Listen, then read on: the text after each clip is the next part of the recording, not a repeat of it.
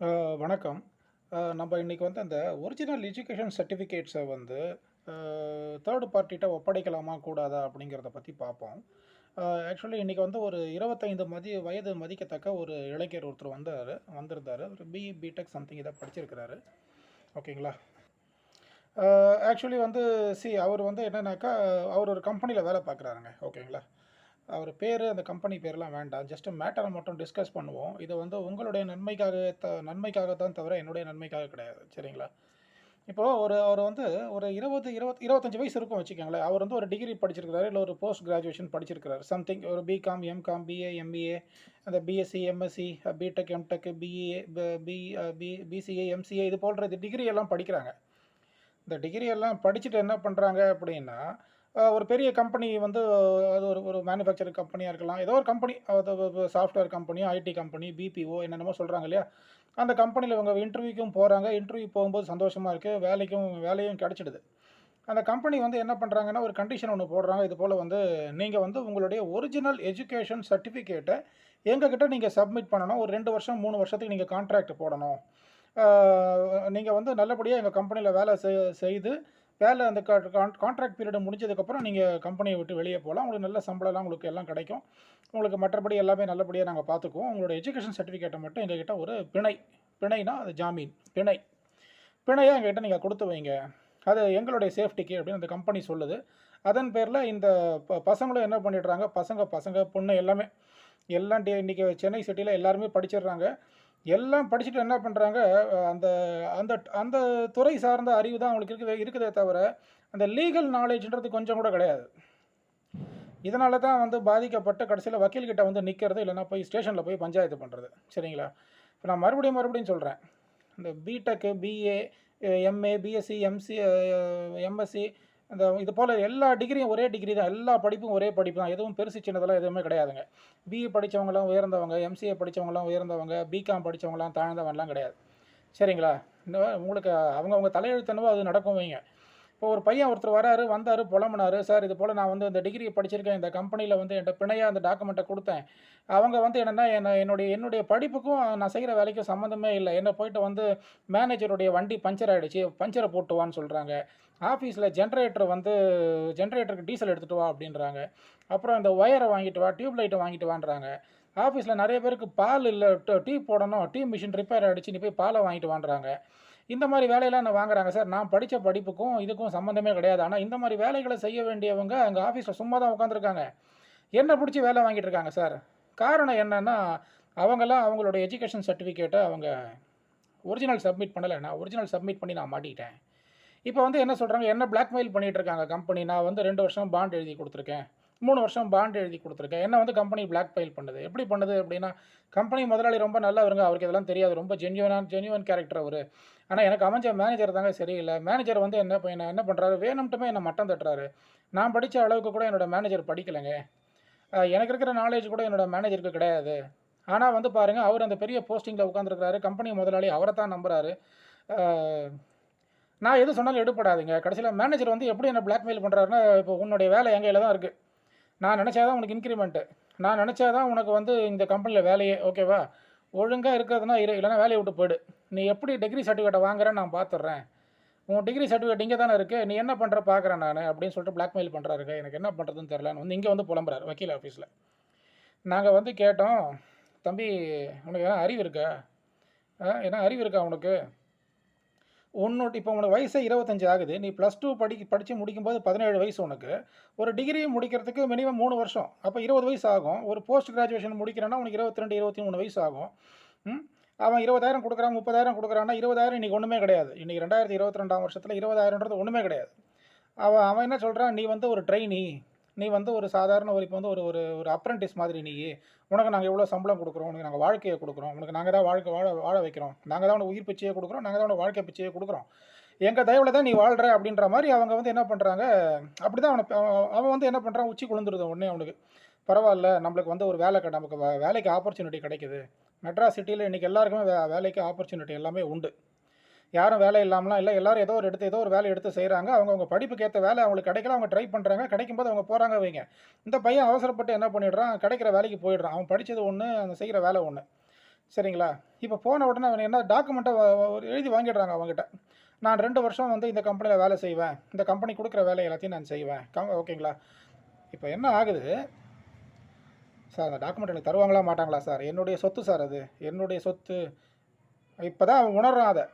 என்னுடைய சொத்து சார் அப்படின்ற அவன் வாய திறந்து சொல்றான். ஏன்னா இப்போ பாருங்க ஒரு 17 வயசுல +2 முடிக்கிறான். 20 வயசுல டிகிரி முடிக்கிறான். 22 வயசுல பிஜி முடிச்சிடுறான். அந்த 22 வயசு, 23 வயசுல வந்து அவன் அந்த டிகிரி சர்டிஃபிகேட்லாம் யூனிவர்சிட்டிலேருந்து வாங்குறதுக்கே அவனுக்கு 1 வருஷம் ஆயிடும். சரிங்களா? அப்படி இருக்கும்போது அந்த 25 வயசுல அவன் வந்து ஒரு 5 லட்சமோ, 10 லட்சமோ குடுத்து செங்கல்பட்டு தாண்டி லேண்ட் வாங்க முடியாது. சரிங்களா? ஒரு பெரிய ஃப்ளாட்டையோ, லேண்டையோ மெட்ராஸ் சிட்டில ஒரு லேண்டே 50 லட்சம் ஆகுது அரை கிரவுண்டு. அந்த 50 லட்சம் அவனால வாங்க முடியுமா? முடியாது. சென்னை செங்கல்பட்டு தாண்டி 10 லட்சம்ன்றான். 10 லட்சம் அவன்ட்ட இருக்குதா? கிடையாது. அவன் இப்ப தான் வேலைய ஸ்டார்ட் பண்ணியிருக்கான். தன்னுடைய கரியர இப்ப ஸ்டார்ட் பண்ணியிருக்கான். இப்ப அவன் கரியர அவன் ஸ்டார்ட் பண்ணும்பொழுது, அவனுடைய சொத்துன்றது அவனோட படிப்பு சர்டிஃபிகேட். உன்னுடைய சொத்து எது? இப்போதைக்கு உன்கிட்ட இருக்கிற சொத்து எது அப்படின்னா, உன்னுடைய படிப்பு சர்டிஃபிகேட் தான் உன்னுடைய சொத்து. அந்த சொத்த கொண்டு போய் வேற ஒருத்தங்கிட்ட கொண்டு போய் குடுத்தியே உனக்கு ஏதாவது அறிவு இருக்குதா? இது யார்ட்டயா கன்சல்ட் பண்ணியா? அப்படின்னா, இல்லைங்க சார். நான் எங்க அப்பா, அம்மா கிட்ட கேட்டேன். அவங்களுக்கு ஒண்ணும் தெரியல. ஏய் இது நல்ல கம்பெனிடா. பெரிய ஐடி கம்பெனி, பெரிய பிபிஓ, பெரிய மேனுஃபேக்சரிங் இண்டஸ்ட்ரி. அங்க போய் சேர்ந்துரு. எல்லாம் நல்லதா நடக்கும். கடவுள வேண்டிக்கோன்னு சொன்னாங்க சார். நானும் வந்து போய் குடுத்துட்டேன் சார். இப்ப வாங்க முடியல சார்ன்னு வந்து புலம்புறான். சரி அப்பா, அம்மாட்ட கேட்டா, அப்பா, அம்மா நல்லது தான் சொல்லுவாங்க. அப்பா, அம்மாவுக்கு கெட்டது தெரியாது. அவங்களுக்கு நல்லது தான் தெரியும். சரி மற்றவங்க யார்கிட்டயாச்சும் விஷயம் தெரிஞ்சவங்க விவரம் தெரிஞ்சவங்க யார்கிட்டயா கேட்டியானா யாருக்கிட்டையும் நான் கேட்கல சார். ஸ்ட்ரைட்டாக போனேன் சார். கிணறு திறந்துருது. தபால்னு ஊன்ட்டேன் சார். ஊந்ததுக்கப்புறம் தான் தெரிஞ்சுது அது பாழங்கிணறுன்னு சொல்லிட்டு அப்படின்றான். இப்போ நான் என்ன சார் பண்ணுறது அப்படின்னா, நாங்கள் மட்டும் என்ன பண்ண முடியும்? நாங்கள் கரையில் நிற்கிறோம். நாங்கள் மேலே நிற்கிறோம். அவன் கிணத்துக்குள்ளே நின்றுட்டுருக்கான். எப்படி அவனை காப்பாற்றுறது? ஃபஸ்ட்டு ஒன்றத்தை தெரிஞ்சுக்கங்க. அதாவது வந்து பார்த்தீங்கன்னா, இந்த 25 வயசு 24 வயசில் வந்து இன்றைக்கி மெட்ராஸ் சிட்டியில் யாரும் பணக்காரன்லாம் கிடையாது. எல்லாருமே ஏழைகள் தான். ஏழைகள்னால் வந்து எல்லோரும் மிடில் கிளாஸில் தான் இருக்கிறாங்க. யாரும் வந்து பார்த்தீங்கன்னா பெரிய பெரிய லெவலில் கோடீஸ்வரன், லட்சாதிபதிலாம் யாரும் கிடையாது. அவங்களாம் இருக்கிறாங்க. பட் நம்ம அவ்வளோ பெரிய லட்சாதிபதியாக கோடீஸ்வரனா கிடையாது. நம்மக்கிட்ட இருக்கிறது வெறும் படிப்பு சர்டிஃபிகேட் தானே. வெறும் BCom degree, BCA, MCA certificate தானே நம்மகிட்ட இருக்குது. இந்த சர்டிஃபிகேட்டை வச்சு நீங்கள் எப்படி பணக்காரன் கோடீஸ்வரன் சொல்லுவீங்க? உங்ககிட்ட இருக்கிறது ஒரே ஒரு சொத்து அந்த டிகிரி சர்டிஃபிகேட் மட்டும் தான். அதையும் நீங்கள் கொண்டு போய் வேறு யார்ட்டையா கொடுத்துட்டீங்க, அடமானம் வச்சிட்டீங்க. அதை பிணையாக கொடுத்துட்டீங்க ஒருத்தங்கிட்ட. இப்போ நீங்கள் யாருன்னா வெறும் கை ஒரு ஜீரோ. உங்களை எப்படியும் காப்பாற்ற முடியுமானா டவுட்டு தான். சரிங்களா? நான் உங்களை டீக்ரேட் பண்ணுறதுக்காக, டீமோட்டிவேட் பண்ணுறதுக்காக பேசலை. தயவு செஞ்சு வந்து அறிவார்த்தமாக நடந்துக்கங்க. ஏன்னா நீங்கள் போய் வேலை கேட்குறீங்கன்னா உங்களுக்கு வேலை கொடுக்குறவன் பெரியவன், நீங்கள் சின்னவன். அதை புரிஞ்சுக்கணும். நீங்கள் வந்து இயந்திர கை, அவன் உங்களுக்கு கொடுக்குற கை. சரிங்களா? அதை நீங்கள் புரிஞ்சுங்க. எப்போவுமே வந்து புலி ஏப்பம் இருக்கிறவன் வந்து இருக்கிறவன் பசி ஏப்பம் இருக்கிறவனை தான் வந்து பிடிப்பான். புரியுதுங்களா? புலி ஏப்பக்காரன் வந்து பசி ஏப்பக்காரனை தான் பிடிப்பான். சரிங்களா? லீகல் நாலேஜ் வேறு உங்களுக்கு கம்மியாக இருக்குது. நீங்கள் கொண்டு போய் டாக்குமெண்ட்டை கொடுத்துட்றீங்க. கொடுத்ததுக்கப்புறம் அவன் வந்து உங்களை வந்து அவன் அது குறிப்பிட்ட வேலையை வாங்கினா பரவாயில்ல. உங்களை வந்து ஒரு அடிமை மாதிரி வந்து இந்த வேலையை பாருங்கள் சார். என்னை வந்து ஜென்ரேட்டருக்கு வந்து பெட்ரோல் டீசல் வாங்கிட்டு வாங்குறாங்க. மேனேஜருடைய பைக் பஞ்சர் அடித்தா அந்த பஞ்சரை அவன் ஒட்டணுமா? கரெக்டுங்களா? இன்னும் பிறந்த லைட்டு வாங்கிட்டு வா, வயரை வாங்கிட்டு வா, சுவிட்சை வாங்கிட்டு வா, என்னென்னவோ வேலைகள்லாம் கொடுக்குறாங்க சார். நான் படித்தது வேறு படிப்பு சார். நான் படித்தது கம்ப்யூட்டர் சம்மந்தப்பட்ட படிப்பு சார். என்ன இப்படி வேலை வாங்குறாங்களே சார் அப்படின்னா, நீயே போய் ஒரு பாழங்கணத்தில் விழுந்து உன் டாக்குமெண்ட்டை அதாவது சிங்கம் குகையில் உட்காந்துருக்குது. நீ போய் ஆட்டுக்குட்டி சிங்கத்தோட குகையை தேடி போனால் என்ன ஆகும்? கடைசியில் தான் தெரியுது அது உள்ளுக்குள்ளே இருக்கிறது சிங்கமே கிடையாது, அது குள்ளநரின்னு சொல்லிட்டு. அவங்க அந்த மாதிரி வேலையை தான் செய்கிறாங்க. புரியுதுங்களா? நான் எல்லாரையும் பழித்து பேசலை. கரெக்டுங்களா? ஏன்னா இந்த பாருங்கள், இந்த சாதாரண இந்த security supervisor, security manager, housekeeping manager, admin manager, HR மேனேஜர்ன்ற இந்த படிப்பு, இந்த வேலைகள்லாம் இருக்குது பார்த்தீங்களா? இதுக்கெல்லாம் வந்து உங்களோட படிப்பு சர்டிஃபிகேட்லாம் கொடுக்கணுன்ற அவசியமெல்லாம் கிடையாது. நீங்கள் வந்து ஒரு இந்த C++, ஜாவா, .NET, ஆரக்கிள்னு இந்த மாதிரி கம்ப்யூட்டர் சம்மந்தப்பட்ட படிப்புகள், ப்ரோக்ராமிங் லாங்குவேஜ், கோடிங் லாங்குவேஜ், இந்த மாதிரி படிப்புகளை நீங்கள் படிச்சுட்டு ஒரு இடத்துல படிச்சிருப்பீங்க. உங்களுக்கு எக்ஸ்பீரியன்ஸ் உங்களுக்கு கெயின் ஆகணும்னா அவன் தன்னுடைய காசு செலவு பண்ணி அங்கே ஒரு ட்ரெயினரை போட்டு உங்களுக்கு ட்ரைனிங் கொடுத்து அவன் அதுக்கு செலவு பண்ணுறான். அப்போ அவனுடைய செலவுகளை வந்து அவன் என்ன பண்ணணும்? ஏன்னா ஒரு ட்ரெயினரை போட்டு உங்களுக்கு எல்லா வேலையும் சொல்லி கொடுத்து, ஒரு ட்ரெயினரை போடுறான், உங்களுக்கு எல்லா வேலையும் சொல்லி கொடுக்குறான். நீங்கள் அழகாக வந்து அந்த கம்ப்யூட்டரில் அந்த டிசிஎஸோ, விப்ரோவோ இந்த மாதிரி பெரிய பெரிய கம்பெனியில் போய் உட்காந்துக்குவீங்க. அவங்க தன்னுடைய பணத்தை எல்லாம் செலவு பண்ணி உங்களுக்கு அவங்க ட்ரைனிங் கொடுத்த உடனே அந்த ட்ரைனிங்கெல்லாம் நல்ல நாலேஜ் நீங்கள் நல்லா கெயின் பண்ணிவிட்டு நீங்கள் டக்குன்னு வெளியே போய் ஒரு 50,000 சம்பளத்துக்கு வேலைக்கு போனீங்கன்னா அது கம்பெனிக்கு லாஸ் ஆகும். அப்போ அந்த கம்பெனி பாயிண்ட் ஆஃப் வியூவில் பார்க்கும்பொழுது வந்து என்னென்னா, நீங்கள் வந்து ஒரு கிரிமினல் பிரீச் ஆஃப் ட்ரஸ்ட் பண்ண ஒரு ஆள் அந்த கம்பெனியோட பார்வையில். பட் உங்களை பொறுத்த வரைக்கும் நீங்கள் தான் ஜீரோ பேலன்ஸ் ஆச்சு. ஏன்னா குடும்பமும் ஏழையாக இருக்குது, நம்மக்கிட்டையும் காசு இல்லை, நம்ம இனிமேல் தான் உழைச்சி சம்பாதிக்கணும், நம்ம இனிமேல் தான் என்ன சென்னை சிட்டியில் 50 லட்சம் லேண்டு விற்கிது, நம்ம வாங்கி ஆகணுமே, வீடு கட்டி ஆகணுமேன்ற ஒரு எண்ணத்தில் எங்கேயாச்சும் 50,000 சம்பளம் கிடைச்சா போகலாம் நீங்கள் காத்துக்கிட்டு இருக்கீங்க. ஆனால் உங்களுக்கு யார் ட்ரைனிங் கொடுத்தா? அந்த டிசிஎஸ், விப்ரோ, இன்ஃபோசிஸ் போல கம்பெனிகள் உங்களுக்கு ட்ரைனிங் கொடுக்குறாங்கன்னா ட்ரைனிங் ஆளை நியமித்து அவங்க ட்ரைனிங் ஆளுக்கு காசு கொடுத்து அவ்வளோ பெரிய இன்ஃப்ராஸ்ட்ரக்சர்லாம் வச்சு மெயின்டைன் பண்ணி உங்களுக்கு வேலை குடுக்குறான், உங்களுக்கு வேலையும் குடுத்து உங்களுக்கு ஒரு ஆப்பர்ச்சுனிட்டி குடுக்குறாங்க. அதன் மூலம் உங்களுக்கு லைஃப் கிடைக்குது. அவங்களுக்கு ட்ரெய்னிங்கும் குடுக்குறான். அந்த ட்ரெய்னிங் நாலேட்ஜ வந்து வாங்கிக்கிட்டு நீங்க டக்குனு வெளிய போய் எஸ்கேப் ஆகணும்னு நெனச்சா, அது முடியுமா? இப்ப தான் தெரியுது. அந்த பையன்கிட்ட பேச, பேச உண்மை வெளிய வருது. அந்த பையன் வந்து என்ன பண்றான் அப்படின்னா, டக்குனு இருக்கிறத விட்டு பறக்கிறதுக்கு ஆசைப்படணும். பறக்கிறதுக்கு ஆசைப்படுறான் அவன். இருக்கிறத விட்டுட்டான். பறக்கிறதுக்கு ஆசைப்படுறான். இப்ப அந்த கம்பெனி என்ன பண்ணுது? அவன் உன்ன விட பயங்கர புத்திசாலி தான். அவன் உன்ட்ட டாக்குமெண்ட் எழுதி கையெழுத்து வாங்குறானா இல்லையா? அப்ப நீ யோசிக்கணுமா இல்லையா? உன்ன விட பல உனக்கு அப்பனுக்கு அப்பன் தான் அங்க இருப்பான். அப்படி என்ன உனக்கு அப்படி என்ன இப்ப வந்து இங்க மாட்டிட்டு வந்து இப்ப வந்து நீ நிக்க வேண்டியது? ஃபர்ஸ்ட்டு இதுவே தப்பு. ஒண்ணுத்த வந்து புரிஞ்சுக்கணும். அந்த 20 வயசு, 25 வயசு, 30 வயசுக்குள்ள இருக்கிறவங்கலாம் வந்து இப்ப தான் கரியர ஸ்டார்ட் பண்றீங்கன்னு சொல்லும்போது, தயவு செஞ்சு உங்களுடைய டாக்குமெண்ட், உங்களோட படிப்பு சர்டிஃபிகேட்ட யார்ட்டயும் குடுத்துறாதீங்க. ஒரு coding language C, C++, Java, .NET, Oracle, main frame இன்னும் என்னென்னமோ படிப்பெல்லாம் இருக்கு இல்லையா? அதெல்லாம் அவங்க வந்து அதுக்குன்னு ஒரு ஆள வச்சு உங்களுக்கு ட்ரெய்னிங் குடுத்து, உங்கள உங்கள உங்களுக்கு உங்களுக்கு அவங்க ட்ரெய்னிங் குடுத்து உங்ககிட்ட இருந்து அவங்க என்ன பண்றாங்க? உங்ககிட்ட அவங்க வேலைய வாங்கணும்னு நெனைக்கும்போது, நீங்க அவங்கள பாதியில அறுத்து விட்டு ஓடி வரதே ஃபர்ஸ்ட்டு தப்பு. நீங்க இந்த மாரிலாம் பண்றீங்கன்னு தெரிஞ்சு தான், பண்ணுவீங்கன்னு தெரிஞ்சு தான் வந்து அவன் உங்ககிட்ட அக்ரீமெண்ட்ட சைன் வாங்குறான். சரிங்களா? அந்த அக்ரீமெண்ட்ட நீங்க வயலேட் பண்றது, டீவியேட் பண்ணிட்டு வெளிய வரதே ஃபர்ஸ்ட்டு தப்பு. நீங்க தப்பு பண்ணிட்டு அந்த கம்பெனி மேல கேஸ போடுங்க. அந்த கம்பெனிய ஒண்ணுக்கு ஒரு 2 ஒரு வழி பண்ணணும்னா அது முடியாது. நீங்க சாதாரண ஒரு சின்ன கடல்ல ஒரு சொட்டு. அவன் பெரிய பெரிய கடலு. சரிங்களா? உங்கள போல அவன் ஒரு லீகல் டீமையே வச்சிருப்பான். நீங்க என்ன பண்ண முடியும்? ஒண்ணும் பண்ண முடியாது. அதுக்காக தான் முதல்ல வந்து என்ன பண்ணணும்னா வந்து கழுத்த குடுத்தாலும் குடுக்கலாம், எழுத்த குடுக்கக்கூடாதுன்னு சொல்லுவாங்க. நீங்க எழுத்தெல்லாம் குடுத்துருக்கிறீங்க. ஒரு அக்ரீமெண்ட்ல வேற சைன் வேற போடுறீங்க. அந்த அக்ரீமெண்ட்ல சைன போட்டுட்டு அதுக்கு பிணையா வந்து உங்களோட படிப்பு சர்டிஃபிகேட்டையும் குடுத்துடுறீங்க. இப்ப இப்படி பண்ண வேண்டிய பண்ற தப்பையெல்லாம் நீங்க பண்ணிட்டு வக்கீல்ட்ட வந்து காப்பாத்துனா எங்கேருந்து காப்பாத்த முடியும்? நாங்களும் வந்து எடுத்த உடனே டக்குனு உங்கள டிஃபெண்ட் பண்ண முடியாது. ஃபர்ஸ்ட் உங்கள உட்கார வச்சு பேசி உங்ககிட்ட விஷயத்தெல்லாம் வாங்குறதுக்கு எங்களுக்கு 1 மணி நேரம் ஆகும். அப்பதான் தெரியும் யார் தப்பு பண்ணியிருக்கிறா, யார் தப்பு பண்ணல, எந்த பக்கம் தப்பு இருக்குதுன்னு அப்பதான் எங்களுக்கு தெரிய வரும். அதுக்கேத்த மாரி தான் நம்ம லீகலா வந்து அவனுக்கு லீகல் அட்வைஸ் குடுக்குறதோ, அதுக்கேத்த மாரி ஸ்டாண்ட் எடுக்கிறது அப்பதான் பண்ண முடியும். சரிங்களா? இப்ப நான் சார் இந்த அட்வைஸ்லாம் எங்களுக்கு குடுக்காதீங்க சார். எல்லாம் எங்களுக்கு தெரியும் சார். நாங்க எல்லாத்தையும் கஷ்டப்பட்டு மாட்டிட்டு கடைசில தான் உங்ககிட்ட வருவோம். உங்க வேலைய மட்டும் பாருங்க. ஃபீஸ் வாங்குறீங்கல்ல, சும்மாவா செய்றீங்கன்னு கேட்பீங்க. அந்த ஃபீஸ் குடுக்கலன்றது தான் இப்ப பிரச்சனையே. எங்ககிட்ட உட்காந்து இப்போ ஒரு டாக்டர் கிட்ட போறீங்க. டாக்டர் கிட்ட போனோனே உங்க குழந்தையெல்லாம் எடுத்துட்டு போறீங்க. டாக்டர் கிட்ட அந்த குழந்தைய காமிச்ச உடனே டக்குனு டாக்டர் என்ன பண்ணுவாரு அப்படின்னா, அவர் அந்த ஸ்டெதஸ்கோப் வைப்பாரு. அந்த டெம்பரேச்சர் பார்ப்பாரு. ஸ்டெதஸ்கோப் வைப்பாரு. டக்குனு அந்த குழந்தைக்கு ஒரு ஊசி போடுவாரு. 5 நிமிஷத்துக்குள்ள நீங்க ரூ. 200 ரூ. 300 டாக்டர் கிட்ட குடுத்துட்டு வந்துருவீங்க. ஒரு 5 மினிட்ஸ்க்கு நீங்க டாக்டர் கிட்ட ரூ. 200 கன்சல்டிங் ஃபீஸ் குடுக்குறீங்க சார். எங்க கிட்ட உட்காந்து 1 மணி நேரம் பேசுறீங்க. உங்களோட கதையெல்லாம் பேசுறீங்க. 1 மணி நேரம் உங்களோட கதைய நாங்க கேட்குறோம். கேட்டுட்டு அதுக்கப்புறம் என்ன பண்றீங்க? ஐயா இப்ப எனக்கு வேலையும் இல்ல, சம்பளமும் இல்ல, எதுவுமே இல்ல. எல்லாத்தையும் கம்பெனி ஸ்டாப் பண்ணிடுச்சு. என் படிப்பு சர்டிஃபிகேட்டும் அங்க தான் இருக்கு. நீங்க தற்சமயத்துக்கு எனக்கு ஒரு இலவசமா எனக்கு வேலை பண்ணி குடுங்க. இலவசமா கோர்ட்ல கேஸ நடத்துங்க. அதுக்கப்புறம் பணம் வந்தவுடனே உங்கள ஸ்ட்ரெயிட்டா கவனிக்கிறேன்ன வேண்டியது. கூரை ஏறி கோழி பிடிக்க முடியாதவன் வானம் ஏறி வைகுண்டம் போன கதையா வந்து இப்பயே உங்ககிட்ட கையில காசு இல்ல. நீ எந்த காலத்துல கேஸ நடத்தி அந்த கேஸ் ஜட்ஜ்மென்ட் வந்து அதுக்கப்புறம் உன்னோட சர்டிஃபிகேட் உன்கிட்ட வந்து அப்புறம் நீ ஃபீஸ் குடுப்பியா? ஆகாத கதை. பிராக்டிகலா பேசணும். சரிங்களா? அதாவது இந்த லுக் பிஃபோர் யூ லீப் அப்படின்னு சொல்லுவாங்க. ஆழம் தெரியாம கால விடக்கூடாது. இப்ப அதுக்கு தான் சொல்றேன். இப்ப அதுக்கு தான் சொல்லிட்டு இருக்கேன். உங்களுடைய படிப்பு சர்டிஃபிகேட்ன்றது உங்களுடைய சொத்து. ஓகேங்களா? But it is not a transferable property. Your certificate is your property only. But it is not a transferable property. அதை நீங்கள் முதல்ல புரிஞ்சுக்கணும். அது மாற்றத்தக்கதல்ல. கரெக்டுங்களா? ட்ரான்ஸ்ஃபர் ஆஃப் ப்ராப்பர்ட்டி ஆக்ட்னு ஒன்று இருக்குது. அதை எடுத்து படிச்சு பாருங்க. கூகுளில் சர்ச் பண்ணி பாருங்க. ட்ரான்ஸ்ஃபர் ஆஃப் ப்ராப்பர்ட்டி ஆக்ட்னா என்னன்றதை யூடியூப்லயாச்சும் போட்டு கேளுங்க. 4 வக்கீல்கள் பேசி வச்சிருப்பாங்க அதை பற்றி. சரிங்களா? அதே சமயத்தில் இல்லை சார் இப்போ இன்னொன்று சொன்னான் சார். இப்போ நான் வந்து என்னோட படிப்பு சர்டிஃபிகேட் மட்டும் கொடுக்கல, அதை விட ஒரு படி வேறு லெவலுக்கு போயிட்டேன். வேறு லெவலில் போய் என்ன பண்ணேன், என்னுடைய பாஸ்போர்ட்டையும் அவன்கிட்ட அடமானம் வச்சிட்டேன் அப்படின்றான். அடப்பா, பாஸ்போர்ட்ன்றது உன்னுடைய சொத்தே கிடையாதேப்பா. பாஸ்போர்ட் ஆக்ட் எடுத்து படித்து பாருங்கள். இந்த இந்தியன் பாஸ்போர்ட் ஆக்ட் 1967 ஒன்று இருக்குது. அந்த இந்தியன் பாஸ்போர்ட் ஆக்ட் 1967 என்ன சொல்லுது அப்படின்னா வந்து passport belong to central government. It is not your property. That property belong to central government of India. நீங்கள் ட்ராவல் பண்ணுறதுக்கு தான் அந்த பாஸ்போர்ட்டை கொடுத்துருக்குறானே தவிர அது உங்களோட சொத்தே கிடையாதுங்க. உங்கள் சொத்து இல்லாத ஒன்றுத்தை எப்படி கொண்டு போய் நீங்கள் இன்னொரு ஆள்கிட்ட கொடுப்பீங்க? அந்த கம்பெனிக்காரதை வாங்கி வச்சிட்டான். இப்போ நீங்கள் பண்ணதும் அஃபென்ஸு, அவன் பண்ணதும் அஃபென்ஸு. இப்போ உங்கள் 2 பேர் மேலேயும் எஃப்ஐஆர் போடணும். சரிங்களா? ஸோ இப்போ 2 பேரும் வந்து பார்த்தீங்கன்னா இது என்ன, இப்போ 2 பேருமே குற்றவாளிகள். சென்ட்ரல் கவர்மெண்ட் ஆஃப் இந்தியாவுடைய ப்ராப்பர்ட்டியை கொண்டு போய் நீங்கள் அடமானம் வச்சுட்டு நீங்கள் அவன்கிட்ட கொடுத்துட்டீங்க, பிணையாக கொடுத்துட்டீங்க. அவன் அதை வாங்கி வச்சிட்டான் செக்யூரிட்டியாக. இப்போ ஏன் அப்படி பண்ணுறான் அப்படின்னா, சார் இல்லை சார் நான் பிடெக்லாம் எம்இ எம்டெக்லாம் படிச்சிருக்கிறேன். நான் ஆன்சைட்டில் போய் வேலை செய்ய போகிறேன். நான் அமெரிக்கா, ஆஸ்திரேலியா, நான் பல இடத்துல போய் பறந்து வேலை செய்வேன். பல லட்சங்கள் நான் சம்பாதிக்க போகிறேன். அந்த சம்பாதிக்க கூடாதுன்றதுக்காகத்தான் அவன் வந்து தடை பண்ணுற மாதிரி வந்து என்ன பண்ணுறான், உங்கள் பாஸ்போர்ட்டே வாங்கி வைக்கிறான். சரிங்களா? இது பண்ணது தப்பு. ஃபஸ்ட்டு வந்து பார்த்தீங்கன்னா இதை வந்து எப்படின்னா அந்த ஐபிசி 405 ஒரு Indian penal code criminal breach of trust அப்படின்னு சொல்லிட்டு சொல்லுவாங்க. இந்தியன் பீனல் கோட் வந்து என்ன சொல்லுதுன்னா ஐபிசி 405 அது வந்து என்ன கிரிமினல் பிரீச் ஆஃப் ட்ரஸ்ட்டை பற்றி பேசுதுங்க. சரிங்களா? மறுபடியும் சொல்கிறேன், எந்த முறையிலும் ஒரு சொத்து ஒப்படைக்கப்பட்டிருந்து அல்லது அந்த சொத்தின் மீது ஆதிக்கம் பெற்றிருந்து இதான் படிக்கிறேன் கேளுங்க.